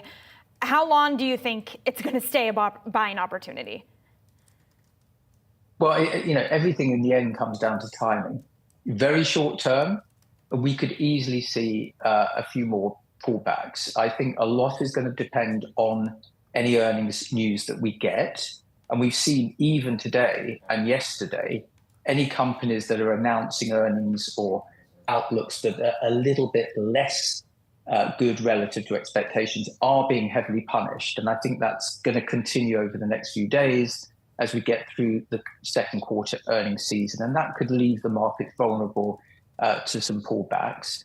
Equally, because of the concern about the weakening labor market, the next month's labor data is going to be really, really important to really reinforce whether or not indeed this is something to worry about. If that data is less bad, we expect it to be, then I think you've got the platform for a reasonable a more sustained recovery in the market. So I think very short term, we should expect still a bit more volatility and not be surprised by some days when the market pulls back again, depending on specific data on the day. But the broader backdrop here is one of most likely continuing economic expansion, together with the prospect of lower interest rates. And following the correction we've seen and a bit of a reset in valuations, that provides a better backdrop for really longer term investors. Yeah, and we are already seeing that buying opportunity impacting particularly the Magnificent Seven stocks. I want to pull back up a chart that we have that shows the losses that the Mag 7 experienced at the early part of this week being recouped a little bit in the past 24 hours. Here you can see at the very end of your screen that uptick in market caps for the Magnificent Seven names in particular. I'm curious from your perspective, Peter, we're already seeing the Mag 7 recoup their losses. What does it signal to you that the Bank of Japan was willing to kind of capitulate to broader global financial markets, given that this sell-off left the S&P up still 11% year to date? It really wasn't that bad. No, you're right. And again, 10% corrections, although they can be very painful at the time, are part of what equities tend to do every year or two. Even if they're in a structural bull market, they do tend to have volatility, and working through that is important. I think it's equally important to emphasize that the Japanese authorities want the US economy to continue to grow, and of course their own economy, which is coming out of a very long-term, many-year period of stagnation. And therefore, they don't really want to undermine the progress that has been made.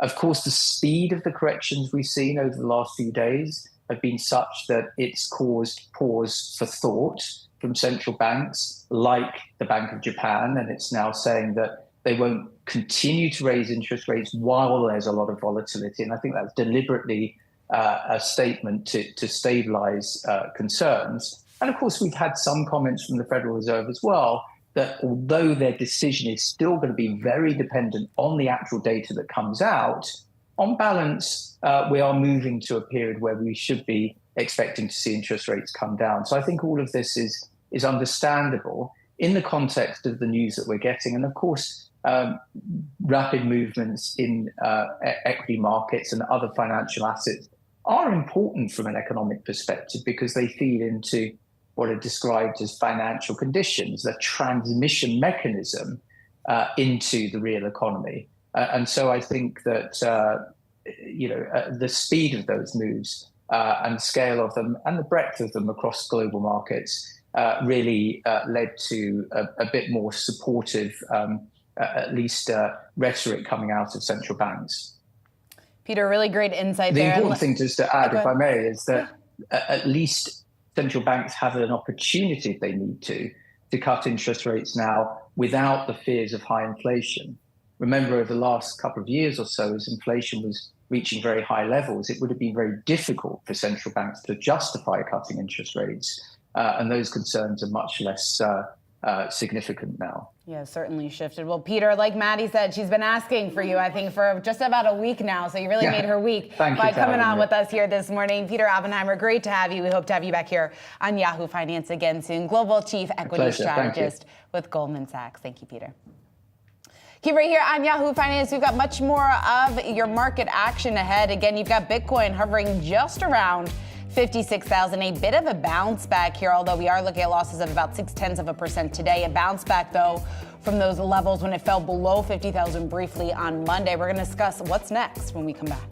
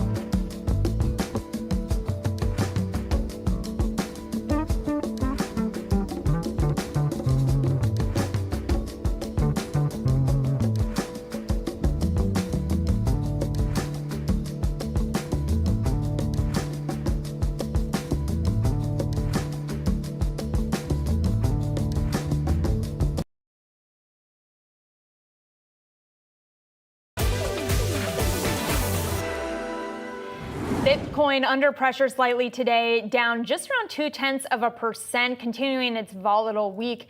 Here with the catalyst behind the recent moves, we've got our very own Jared Blickery. Hey, Jared. It has been an incredibly volatile week, but I'll tell you what, I was looking at some of the ETF flows. It's not bad. First, let's check out the price action in Bitcoin, which is admittedly red right now, but basically unchanged from 24 hours ago. But taking a look at the last 10 days, you can see the steepness of the decline, that capitulation low that we had in the 40,000s, dipped below 40,000 or below 50,000 just briefly. But really, when we take a look at the year-to-date chart, I think that's a little bit more informative. So we are in a very gradually downsloping trend right now, just kind of coming off the bottom of that. But what's been impressive is we haven't seen a lot of movement. Even that capitulation move that I was mentioning was really not seeing a lot of flows. Now, if you go to the ETFs, we have the spot Bitcoin and spot Ether ETFs that were approved this year. year. Taking all of the flows over the last week, we only saw selling of about $400 million. However, when you look at the last week, or excuse me, when you take out some of the grayscale trusts, that actually is a positive flow of 100 million. So despite all the negative headlines, people have been, I don't want to say diamond hands because there has been some selling, but people have been displaying some hodl tendencies in Bitcoin. All right. Well, thank you, Jared, for keeping us posted on the hodl tendencies. As always, really do appreciate it. Moving on to another sector we are looking at in the retail space, because convenience store operator Arco reporting mixed earnings results with year-over-year net income numbers pointing to possible signs of consumer weakness. Having said that, the stock clearly doing well off of those earnings, up just over 14%. Joining us now to discuss the quarter and the broader consumer space, we are joined by Ari Cutler, Arco's CEO. And Ari, thank you so much for joining us here. So the stock is clearly up this morning, up over 14%. And just taking a look at how it's been doing over the past year here, that is a really significant bump up, the most that you guys have had since April. Talk to me about what you think is the single biggest driver of those market gains off of this earnings print. Well, good morning, and thank you for having me. I think the biggest driver is, we beat adjusted EBITDA by almost $10 million above our midpoint of our guidance. We beat consensus by $10 million. And, I think this is, of course, the biggest headline, finishing the quarter with almost $84 million in adjusted EBITDA. And again, this is really something, great for us, great quarter, even though the pressure that we're seeing out there is tremendous. Our consumers are really getting hurt. It's clear that, our customers are struggling. And our job over here, beside delivering the results, is also to make sure that we are providing value to our customers. Yeah. There is no question that transactions are down. There is no question that the entire retail sector is down. It just shows how resilient is our industry. And the team is working around the clock to make sure that they deliver value to all of our customers. Even though sales are down, if you're really looking, I think the big thing for us, 20% of our sales come from our enrolled loyal members, and those enrolled loyal members visiting our stores more often, and the sales with loyal members are actually flat to prior year. Ari, when you talk about the fact that the consumer is under a tremendous amount of pressure right now, we've seen a lot of the larger fast food chains are turning to value meals in order to try and attract consumers in the store. It sounds like that is something that you are doing. I know you talked about it on your earnings call as well. Talk to me about how much that is registering here with the consumer and how you plan then, or what that tells us about your plan to navigate what has become and is a very uncertain time. Sure. So I think the first thing, as you mentioned, every QSR in America is trying to come up with a value meal. We are, of course, doing the same, even though, we are selling a lot of, beverage items. People are stopping at our stores because it's very, very convenient. At the same time, we need to make sure that we are helping them and creating value.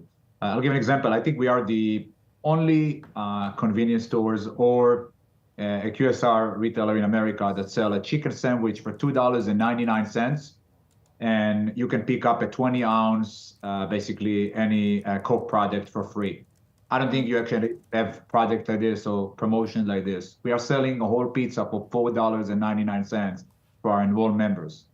And I think, and the list go on and on and on, but I think those are the things that we have to do in order to help our consumers that are just really getting hurt right now. Ari, in our final 30 seconds, I'm curious how you think through the ROI on those pricing decisions. Yes, you can have the $4 pizza, but to what extent do you kind of have to math out the ability that's going to have to bring customers in versus just the amount of money it takes you guys to be selling those pizzas? Well, in this case, we are getting a lot of help from our partnership with our vendors. Our vendors are helping tremendously. Because remember, when our units are down, their units are down.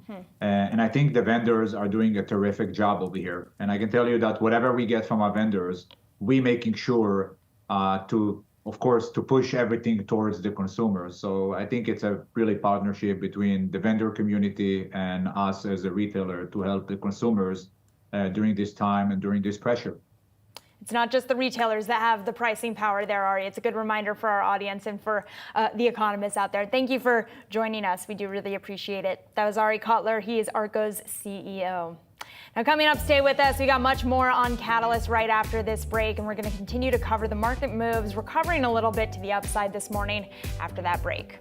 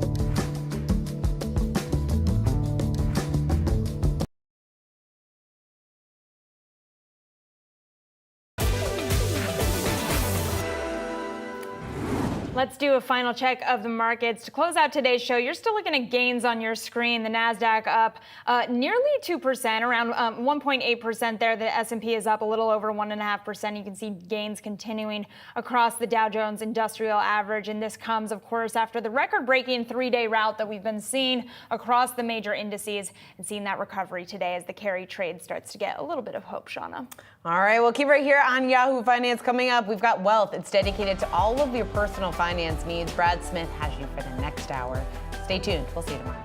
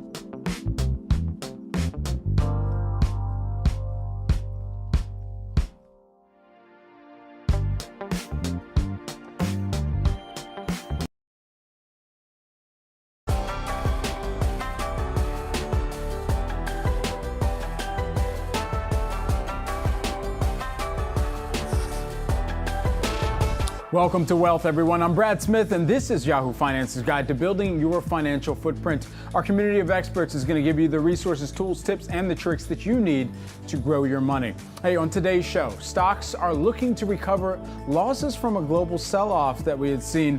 We'll talk to a portfolio manager about whether certain stocks are more appealing than others after the moves lower that we had seen earlier this week, stemming from late last week activity. And the New York Fed says more people are tapping into their home equity through lines of credit. We'll talk about the top things homeowners say they tap their home equity in order to purchase.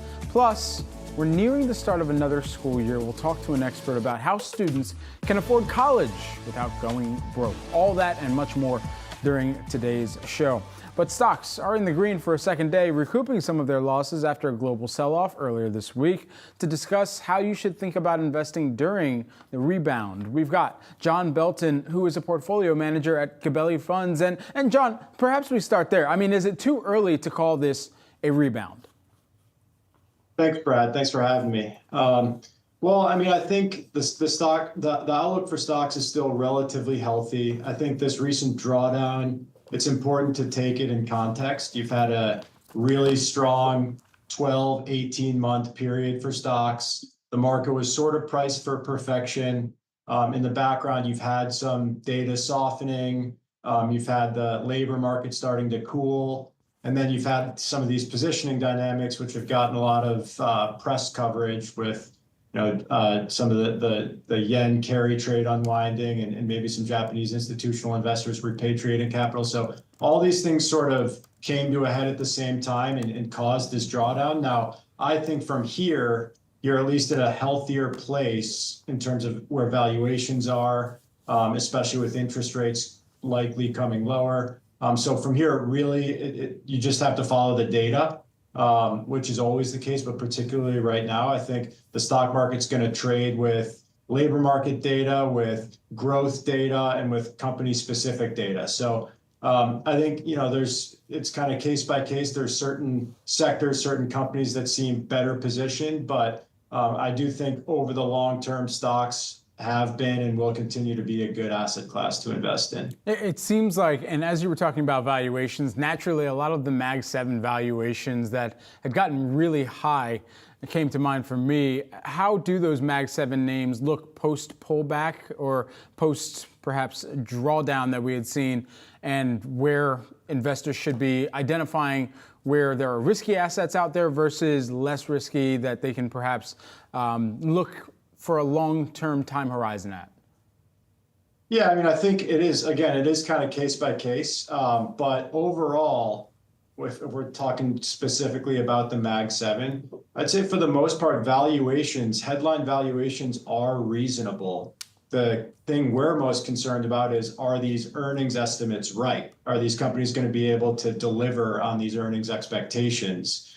And I think if they do, then I think it's going to be a pretty good place to be. But just taking one example, a company like Meta, Meta's trading at something around 20 times or less forward earnings. And I think that's a very, very reasonable valuation for a company that's still growing revenues north of 20% with margin expansion and capital returns on top of that. Now, the risk there is, again, it's economic, it's macroeconomic. It's if we go into if the labor market continues to cool, unemployment ticks higher, GDP slows, we go into more of a recessionary environment and advertising spending responds to that, then those earnings expectations might not be right. So I think, again, valuation's not what we're concerned about here, even if valuations aren't screamingly cheap. It's more fundamentals, economic fundamentals, company-specific fundamentals. But I think risk-reward here for a company like Meta is still pretty attractive. And you mentioned Meta, another major name and one of the poster children of the Mag 7 trade, NVIDIA.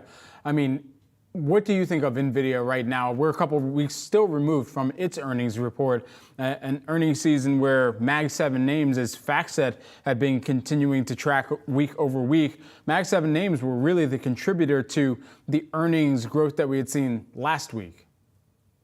Right. Well, I guess the second part there, I would say, Mag 7, they've been a big contributor to the index performance year to date. They've been just as big a contributor to earnings growth and to earnings estimate revisions. So I think from those frameworks, the move higher year to date had been quite justified.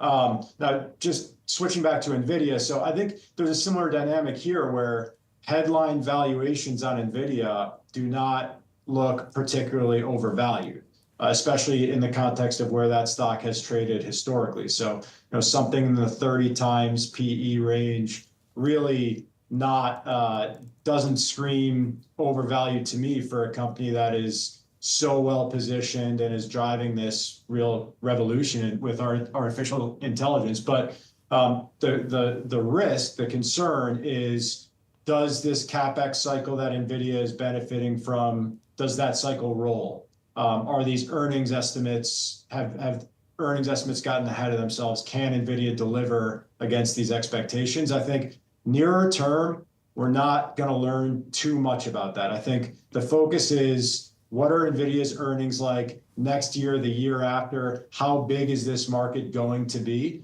And I think it's going to be hard to learn a ton about that near term. I will say the last thing on NVIDIA, there's been a lot of market concern or fear about a delay in the launch of their Blackwell chip, which the company has sort of poured cold water on. But I think that has driven some of the recent drawdown in NVIDIA, and we're not too concerned about a short-term dynamic like that. Okay, similar to what we've heard from D.A. Davidson, as well as some of the other major names tracking NVIDIA on the street. John Belton, who is the Gabelli Fund's portfolio manager. Thanks so much for taking the time here today, John.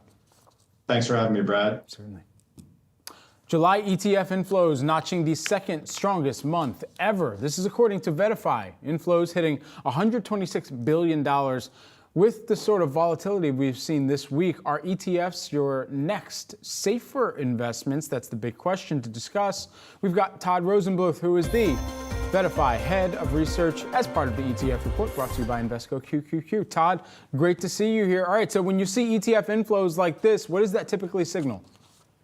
Well, that's a positive sign of ETF adoption. ETFs are a great vehicle to get exposure to the equity or fixed income or commodities market. And in July, there was certainly money going into the risk-on investments. We saw high-yield corporate bonds. We saw broad S&P 500-based ETFs gain traction.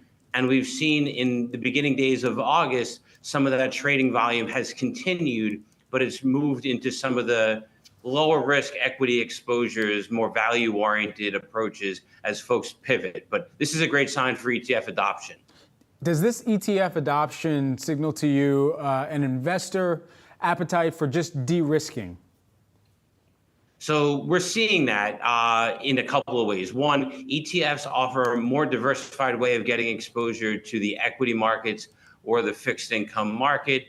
So if you wanted to focus on higher quality companies, we saw strong demand actually in the last couple of days for an ETF VFLO, the Victory Shares Free Cash Flow ETF. These are high quality, but yet growing companies, and you get a well-diversified portfolio of them. We saw unusual buying activity in that ETF, in the VFLO ETF that we're showing here on the screen. But for folks that want to de-risk, we've also seen strong interest in those lower volatility or downside protection-oriented ETFs. So Calamos has a suite of products that we've talked about in the last couple of months that they've rolled out. And we've also seen Invesco's SPLV. That's the Invesco S&P 500 low volatility ETF. These are the least risky stocks in the S&P 500, more defensive approach to getting exposure to those large cap stocks. It's held up better in the last couple of days, in fact, the last week or so, in light of the market volatility. So good way of de-risking your equity portfolio. I guess on the other side of this, when we do have volatility like we've seen over the past few sessions, what sectors or what themes that play into or that have ETFs around them are perhaps more prone to underperform? So your higher growth-oriented strategies, your broader NASDAQ 100, we saw obviously that pulled back, and the triple Qs offers exposure to those mega cap growth companies, which is why we've actually seen some interest in those covered call related products that are tied to the NASDAQ 100.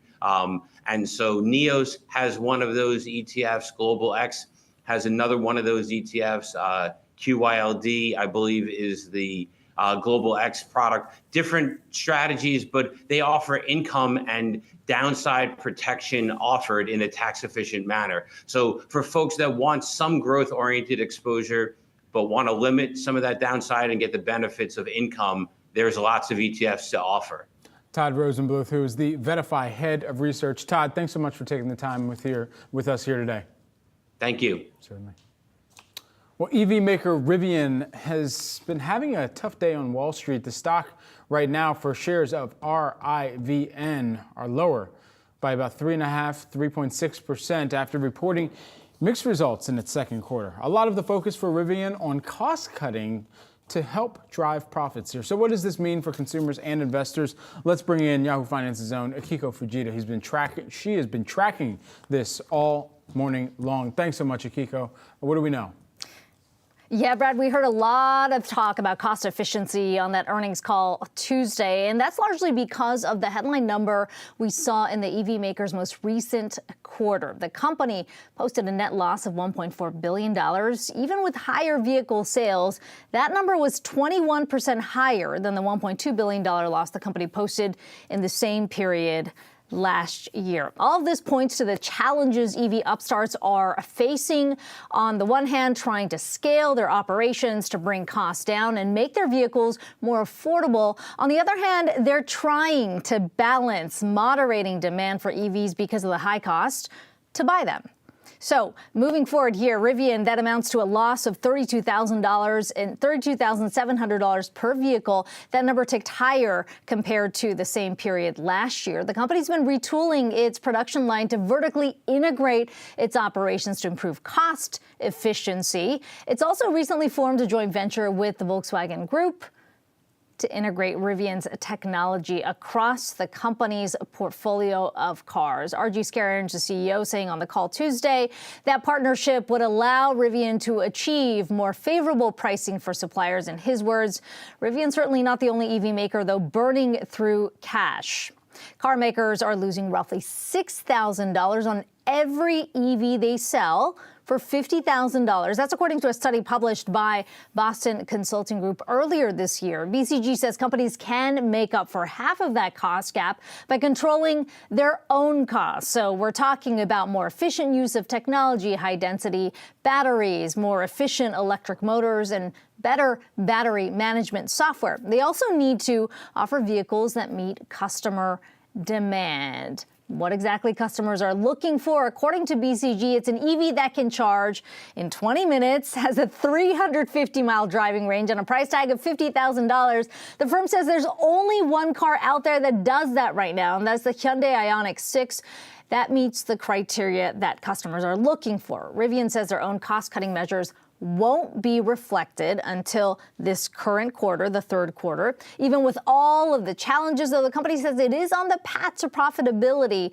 The company now says it expects to be gross profit positive in Q4 of this year. Brad? Akiko, thanks so much. Continuing to track all things Rivian, especially in this hot EV landscape. Appreciate it. All right, all your markets action ahead. Stay tuned. You're watching Yahoo Finance.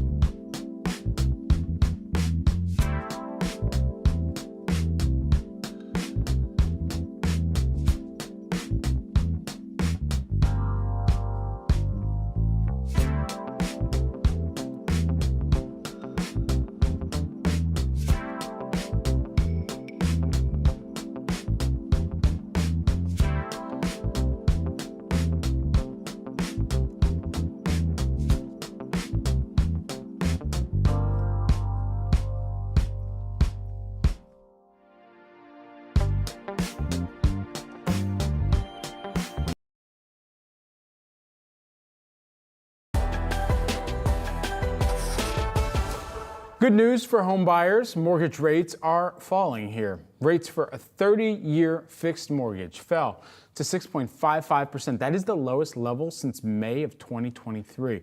And refinancing applications rose 16% compared to the prior week, all according to the Mortgage Bankers Association. To break down what this all means for home buyers, we've got Danielle Hale, who is the Realtor.com chief economist. Danielle, great to grab some time with you as always here. Okay, so how many more people are we expecting and homes are we expecting to be refinanced, especially if we do see this continue to trickle just a little bit lower, knowing the pathway for rate policy and what's anticipated right now?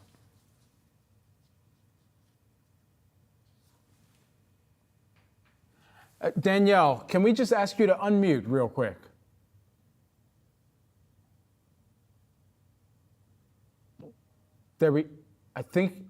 Okay, we're going to come back to Danielle in just a moment here. We're going to get the audio sorted out there. Do we have it now? I can hear you. Oh, there we go. I hear you. We hear you loud and clear now, Danielle. I'm sure you heard the question. I'll repeat it just for the sake of our conversation here. If we do continue to see mortgage rates move lower here, especially on that 30-year that we were mentioning, 6.55 right now, how many more refinancing actions do you expect to continue to come forward? And so we saw a big increase in refinance, in part because refinances have been so rare over the last year because mortgage rates have been so high. But this drop just in the last week has translated into savings of about $18 per 100,000 borrowed. So for someone who is financing 80% of the typical home listing price right now, that's about $400,000. You're looking at savings of $60 a month or $750 a year. So that will certainly help. But the reason refinance activity remains relatively low is because if you look at the pool of mortgages outstanding, 86% of homeowners with a mortgage outstanding have a rate that's under 6%. So they're not necessarily at a place where they could benefit from refinancing. So that's why we're not seeing a large level of activity, but it is a big uptick from where we've been because those who've purchased a home over the last year or so may see that they have an opportunity to refinance as rates drop. What is the rate? Is there a target rate where you would be tracking against the 15 and the 30 primarily to suggest that there could be a flood of new home buyers that start to apply and start to try to get approved for loans? I think we're going to see it more as a trickle as opposed to a flood. Every rate drop is going to bring some home shoppers back into the housing market. And I think it just takes some time for them to react. We look at that MBA data. It showed just a 1% uptick in home purchase applications. And that's because in order to put a home purchase application in, you already have to have found a home and had an offer submitted. And with mortgage rates climbing as recently as May, a lot of home shoppers had paused and had put their home search on hold. I think as rates go down, we know that this is, a really sharp drop, but we do expect the trend to be generally lower, even if we see a bit of an uptick over the next week or so. The trend is going to be lower. That's going to help home shoppers decide that they can wade back into the housing market and find that home that works for them. And so I think we'll see more of an impact as we move through the weeks. Okay, all right. We're going to be tracking this very closely. This is setting up our next conversation perfectly here. Danielle, thanks so much for taking the time here briefly this morning. Danielle Hale, who is the Realtor.com chief economist. Well, staying in the home buying and the home space more broadly, the New York Fed says the number of Americans that are tapping into their home equity lines of credit is growing. Balances on HELOCs, or home equity lines of credit, have risen around 20% since hitting a low toward the end of 2021. And a new survey from Bankrate revealing the top reasons to tap into home equity. Here with more, we've got Jeff Ostrowski, who is the analyst over at Bankrate. Jeff, great to have you here. We'll get to the survey. I just want to start with the basics here. Just share with our audience how people can tap into their home equity and the pros and cons of these methods. Well, there are a few main ways for homeowners to tap into home equity. The traditional way for a long time was through something called a cash out refinance. So you refinance your mortgage for more than you borrowed on the original mortgage. You pay off the first mortgage, you get a check for $50,000 or $100,000 or however much it is that you want to pull out of the home. That has pretty much disappeared. Nobody's refinancing right now. Even though mortgage rates are back under 7%, they're still well above the levels that many Americans have locked in their mortgage rates at. So cash out refinances are pretty much gone, and they've been replaced by home equity loans and home equity lines of credit. And so that's reflected in those rising numbers that you just showed from the New York Fed. And so just to follow on that, what are some of the pros and cons of tapping home equity lines of credit? Well, the pros are that these home equity loans, home equity lines of credit have interest rates that are lower than credit cards. So credit cards now are 20% plus. You can get a HELOC or a home equity loan for maybe in the 8%, 9%, 10% range. So definitely cheaper than credit card debt. Certainly more expensive than mortgage debt, but you are able to just keep that 3% mortgage or 4% mortgage in place and untouched, and then tap into your home equity through a home equity loan, home equity line of credit. So HELOCs come with variable rates, so that's a minor downside. Home equity loans have fixed rates, and then in terms of cash out refis, those are the disadvantage to that is that you're giving up your older rate and borrowing money at the new market rate. So let's get into the survey here. Give us the top reasons that people are giving or providing for tapping into their home equity. Yeah, well, it was heartening to see that most Americans say that if they are going to tap their home equity, they're going to use that money for home improvements. And so that certainly is a responsible and wise use of your home equity. Generally, you want to match any use of equity that you're tapping to the life of the home. So a kitchen or bathroom remodel hopefully is going to last you 10 or 15 years, and so you're matching up the life of that investment against the maybe a 10 or 15 year amortization for the home equity loan. So those are the most popular reasons. Some of the less popular reasons are things like taking a vacation, just going on a shopping spree. We would very much advise against tapping your home equity for something like that. You don't want to be paying for your week-long cruise for the next 15 years. Yeah, exactly. And so you started to get into it. What is the return on that line of credit or that equity loan that you should be looking for on average, or just what it should be able to counter as you are tapping that as an option? Yeah, so in general, you as I mentioned, you sort of want to match up the lifespan of whatever investment you're making to the lifespan of the loan. So the concept is that most Americans have 30-year fixed rate mortgages because the house is probably going to be standing for much longer than 30 years. And kind of the same concept here. If you're going to tap equity to put in a new kitchen or new bathrooms that are going to last for 15 years, then a 15-year repayment schedule is fine. And then on the other hand, you don't want to be taking on this long-term debt to pay for short-term expenses. Jeff Ostrowski, who is an analyst over at Bankrate. Thank you so much for taking the time here, Jeff. All right, thank you. Certainly. Hey, coming up, are consumers still spending on grills this summer? Let's find out with Traeger Grill's CEO. He's next on Wealth.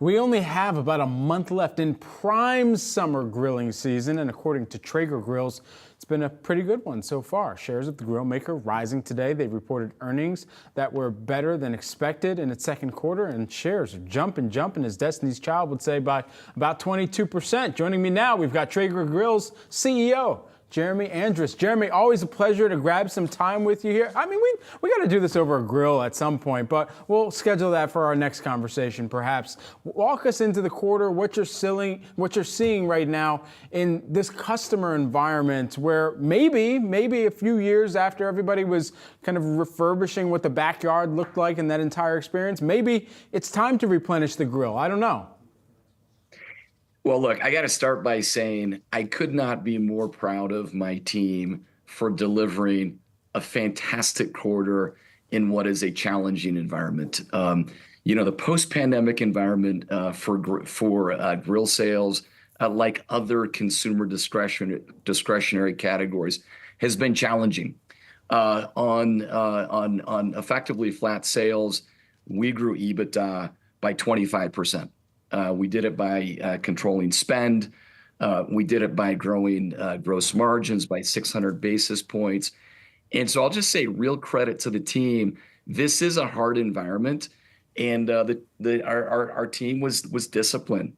The team acted like true operators, and I think it speaks well to our future that if we can grow EBITDA by 25% in this environment, as we return to a more favorable consumer environment, there's going to be a lot of upside in this business. You know, it's really interesting. Our Fountain of Energy executive editor, Brian Sazi, was sending me an email at 3 a.m. this morning talking about one of the analyst approaches, and I was not immediately available for comment, but when I did get to this email, the analysts over at Jefferies were talking about Traeger Grills, saying while grills appear to be nearing a bottom with an improved outlook, consumables and accessories underperformed, accessories expected to remain challenged. The recovery has progressed, though likely to be gradual. Take us into your thinking, even as some of the analysts on the street are trying to wrap their minds around this broader recovery and growth prospect for the business. Yeah, well, so Traeger is a disruptor. We have been winning the last 10 years and taking share because we have a better product experience. We invest deeply in building a better physical product, a better digital product. These are the things that allow a consumer to fall in love with cooking, to fall in love with Traeger. And I think it's important to note that during this environment, as things have been tough, we've actually doubled down on the two things that are sacred to Traeger owners, to the Traeger community. The first is product. We have literally doubled our product team since the end of the pandemic as things have been challenged. So we are creating this pipeline of growth that we feel really good about. The second is our community and how we engage our community and create energy and bring content. And I think Traeger is small but mighty, but pound per pound we stack up to the best brands in the world from the community perspective. And so I think it's your comments or the analyst note. It's a tough environment. Look, we acknowledge that. We look at other great consumer discretionary businesses that are challenged, and I think we continue to invest where we need to invest to win long term, and then we behave the best way that great brands do in challenging environments. And look, we're winning in a tough moment. And I'm excited to unlock some of the things that we're investing in for the future. Traeger is at the core kind of thought process for a lot of households, and that is trying to figure out, okay, eating away from home versus eating at home. And that squarely has a lot to do with your business and the availability and the opportunity to eat at home because you're cooking more at home. But as consumers, as households are looking at the environment on an economic and personal level and trying to figure out how much they can be eating out versus eating at home, how does that start to play into the results, but also into the outlook for Traeger Grills? There's no question that as the pocketbook gets tight, consumers eat out less. A Traeger owner cooks at home on their Traeger so much more than owners of gas grills and charcoal grills do. In fact, the average Traeger consumer, Traeger owner, cooks about 50 times a year on their Traeger. So this is a product that not only elicits a lot of passion because of the cooking and the food experience that it creates, but it gets used a lot more. One of the things that I think we saw in the second quarter that was pretty remarkable is that grills returned to growth. Grills, the grill industry has been down significantly in 22 and in 23 and in the first half of 24. We took share. We returned to growth in grills. And I think to some extent that speaks to the power of the brand. But I also think it speaks to this notion that consumers use their Traegers more. It is a more important part of their home cooking experience. And as they eat out less, they can justify making an investment like this that pretty quickly saves them money. Yeah, no, it's a great point. Food away from home price growth outpaced food at home and overall inflation over the past decade. And certainly the grill is going to be a core part of a lot of households battling inflation where they can by cooking at home. Traeger Grill CEO Jeremy Andrus joining us here. Jeremy, great to see you. Good to be here. Thank you. Thank you. We've got much more on wealth after the break, everyone. You're watching Yahoo Finance.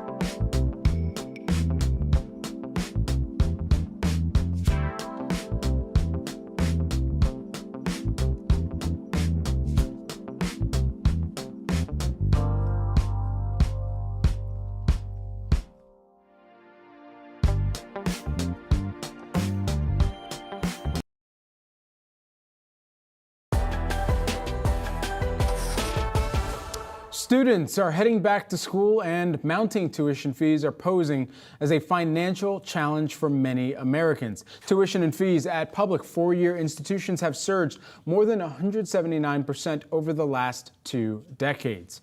And undergraduate degrees at those universities, they cost an average of $25,000 to upwards of $218,000. Yikes. That's a very wide range. And remember, that's just tuition alone. Students still need to pay for additional costs like housing and meal plans. Higher costs discouraging many students from attending and contributing to declines in enrollment. So how can students pay for college without breaking the bank? I'm glad you asked. Cal Cheney, who is the Campus Consultants president and author of the Princeton Review's guidebook, Paying for College, joins us here on set. Great to have you here with us in studio, Cal. Thanks, Brad, for having me on your show. Let's dive into this. I mean, because it's such a family decision in the affordability of college. Where are rising costs and the costs holistically turning potential students, prospective students, and people away versus where they could potentially offset and best position themselves not to go broke or go in extreme debt to go to school? Well, the importance of, regardless of your circumstances, is to plan ahead. And to realize that, of course, the best way to pay for college is to have someone else pay for you. So you need to be savvy about applying for financial aid and understanding the different options are available. And what makes it difficult is it depends on your circumstances. Some people may want to go the merit-based route to get merit-based money, others the need-based route to get need-based aid. Financial aid versus scholarships. How and where and when should students start thinking about what is right for them? That's early as 9th grade. Okay. Important for the students because they're going to look at the 4-year track record of them in school for awarding merit-based money. But for the parents of the students, traditional students, it's also important because there's a 2-year look-back period at income. So in terms of determining eligibility for the need-based aid, they're looking at income as early as January 1 of the 10th grade in high school. Most people don't plan ahead, though, and then they realize they should have done things and they didn't, and they assume the high school was going to tell them, but it doesn't happen. So you need to, get going early and be responsible for this. And we're talking about so much proactive measures that households need to take, but what about on the other side? Once you've finished school and say you do have some money that you still need to pay off. I mean, it comes down to a few decisions that started even before you went into school, which might be what you're majoring in, what's the opportunity for the income because of that major could look like. And so where are you kind of looking across the mix right now and sensing that students are keeping that in mind prior to going to school, and then on the other side, having an easier time paying down debt? Well, for many of my clients, that's a common question people are asking about. How much can I afford to do? There's much concern about debt. And the Princeton Review Hopes and Worries survey showed even that 98% of respondents to their survey this year said that getting some form of aid was going to affect decisions. So it's not like just a few people worried about this. Most people are saying, how are we going to afford to do this? The debt, that's a good guide for that, is based on what you're going to major in, the average starting salary, not to have your student, the undergraduate debt, exceed that amount. That's not for 1 year, that's over the 4 years, that it doesn't exceed the average starting salary. That's pretty good that you're not going to get in trouble. There are all these different initiatives, but you need to really do your homework to know which of these debt relief options work best for you, and it's based not just on the federal rules. There could be state rules also where they do things. For example, in New York, they have some help. So you need to do your options. Nobody's going to tell you this. And unfortunately, the aid offices, they've had personnel issues with retaining employees, so you need to be responsible for this. And the biggest mistake parents can make is to say, I'll let my child take care of this. That's a total recipe for disaster. Just lastly, we were just tossing up on screen some of the tips for viewers that can help them perhaps not go broke before, during, or after the college experience. Walk us through some of your tips here.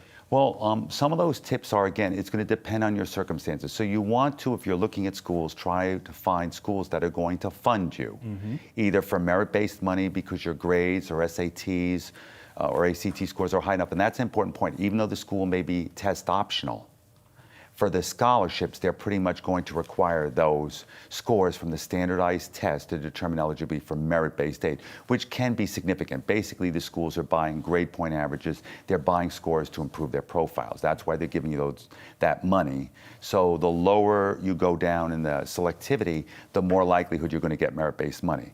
And then there's the need-based money, and that's important to know early on. Are you likely to get need-based aid? Because everyone's told, oh, it's affordable, you can get this, but then when the award actually comes, it may be much less than you thought. So you want to plan ahead, and that's what, with a number of our clients, they want to know early on, what is my likelihood of qualifying for need-based money? Should I be looking at these schools? Should I be looking at other schools? And that's important to be doing that early on in 9th or 10th grade, and to talk to the student about it as well, that if you're not ready, willing, and able to pay the full sticker price, that's going to affect the decision of ultimately where they're able to attend. Cal Chaney, who is the campus consultant, president, and author of the Princeton Review's guidebook, Paying for College, joining us here on set. Thanks so much for the time, Cal. It's been my pleasure, Brad. Thank you. Thank you. Well, there are thousands of credit card options out there, and for college students just starting out their credit journey, choosing the right one is also very crucial. Here with the beginner's guide to credit cards is Yahoo Finance's Kendall Little, senior writer for credit cards here. All right, Kendall, where should we start? What do we need to know for those college students out there? Yeah, so as a college student, just starting out to build credit, you're not likely yet to be able to qualify for those most premium cards. But two types of cards that really are within reach are student credit cards and secured credit cards. Student cards are going to be a lot like any other type of general card, but they can be a bit easier to qualify for, and they can have lower credit limits. But you can also get some good rewards on those things that you're spending most often while in college, things like groceries or filling up at the gas station. And then secured cards are a little bit different. They're going to actually require a security deposit when you open the card, and then that's going to act as your credit limit. And while you're not as likely to find rewards or benefits with secured cards, you can, as you build credit, upgrade to an unsecured card and get that deposit back. But the one thing that you really need to keep in mind as a college student specifically is if you're not 21 years old, if you're between ages 18 and 20, you're going to have to be able to show proof of an independent income in order to open a card at all, or you might need to think about getting a cosigner. So, Kendall, how can students build good credit while they're in school?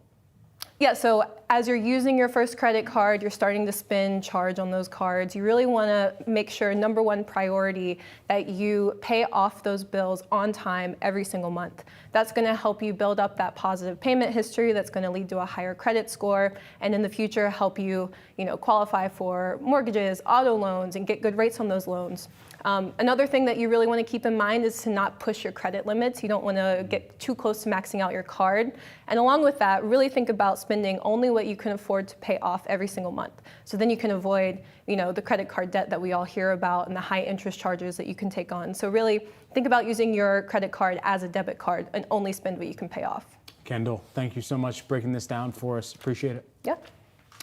In the market for a new iPhone? Unless you're in dire need, it might make sense for you to hold off for a couple of weeks. Yahoo Finance's Dan Halley is here to explain why in this week's edition of Tech Support. Be patient. Is that the word? Be patient, Brad. The thing that's happening right now, and I have an iPhone 15 Pro Max because I'm bougie, is that we're at the point where we're about to get a new iPhone. iPhone launches every September. It's like clockwork. It's like the tides.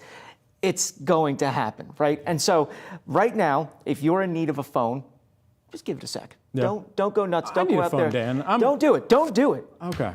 Hold on to it. It's just because, look, there's two reasons. One, there's a shiny new phone coming out, so why not do that? But also because this thing's going to go on sale. And so, phone call from my brother. What you're going to be able to do is get a discounted version of the 15 or 14 at a much better price. And so why waste money now, Brad? Don't do it. Yeah. When you can save money later. The other thing I want to point out is, and this is separate from just the saving money aspect, is Apple's coming out with a little thing called Apple Intelligence. Right. I don't know if you know this, but Apple, they make their money selling iPhones. Right. They made it so that Apple Intelligence only works on the 15 Pro and then later phones. So if you go out and you buy an iPhone 15, you're not getting that Apple Intelligence, even if you bought one last year. So my suggestion is, look, if you want to hold out on, if you want to save some money, hold off, right?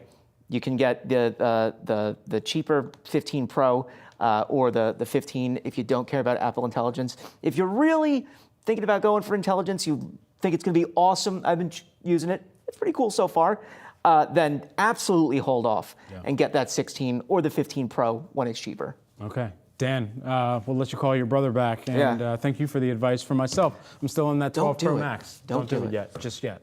All right, Dan, appreciate it. Coming up, everyone, Disney is out with their latest earnings and what the results could mean for how much you might spend at their theme parks. That's coming up next.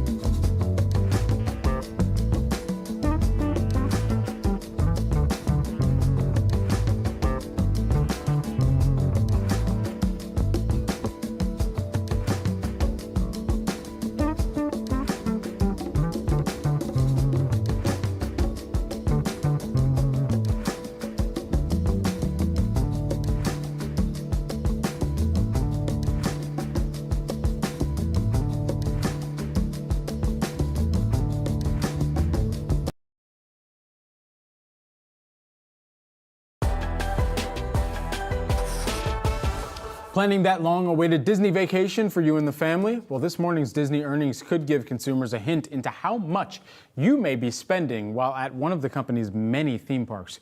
Here to help break it down, we've got Carissa Baker, who is an assistant professor of theme park and attraction management at the University of Central Florida. Great to have you, and thanks so much for hopping on Yahoo Finance with us. So we do know that theme parks, they're not cheap, and there are a lot of changing prices that consumers need to be aware of. You've been also looking across the same earnings we have. What did you take out about these theme parks and the experiences that people are coming to expect? Yeah, absolutely. Great to be here. Thank you for having me on. So the call today was not at all surprising. I was kind of expecting that there would still be kind of steady growth, or at least, where we've been in the past, and that's exactly what we saw today. What that means for your viewers is that the Disney parks and the theme park industry in general are going to continue to build exciting new attractions, but I don't think that they are getting any cheaper. And I think that we saw that with today's call as well. Well, so earlier this morning, Disney CFO Hugh Johnston joined Yahoo Finance and was asked his take on the current state of Disney theme parks. Would love to hear your reaction to what he had to say on the other side. The business is a little bit different construction than it was in the past. Right now, 40% of the business is not domestic parks. It's either consumer products or international parks. Now, within that remaining 60% that's domestic parks, we had attendance flat, and we actually saw per caps up a little bit. And so, Carissa, just want to get your reaction here and what consumers should be anticipating even as they're making their way to a park in whatever corner of the world.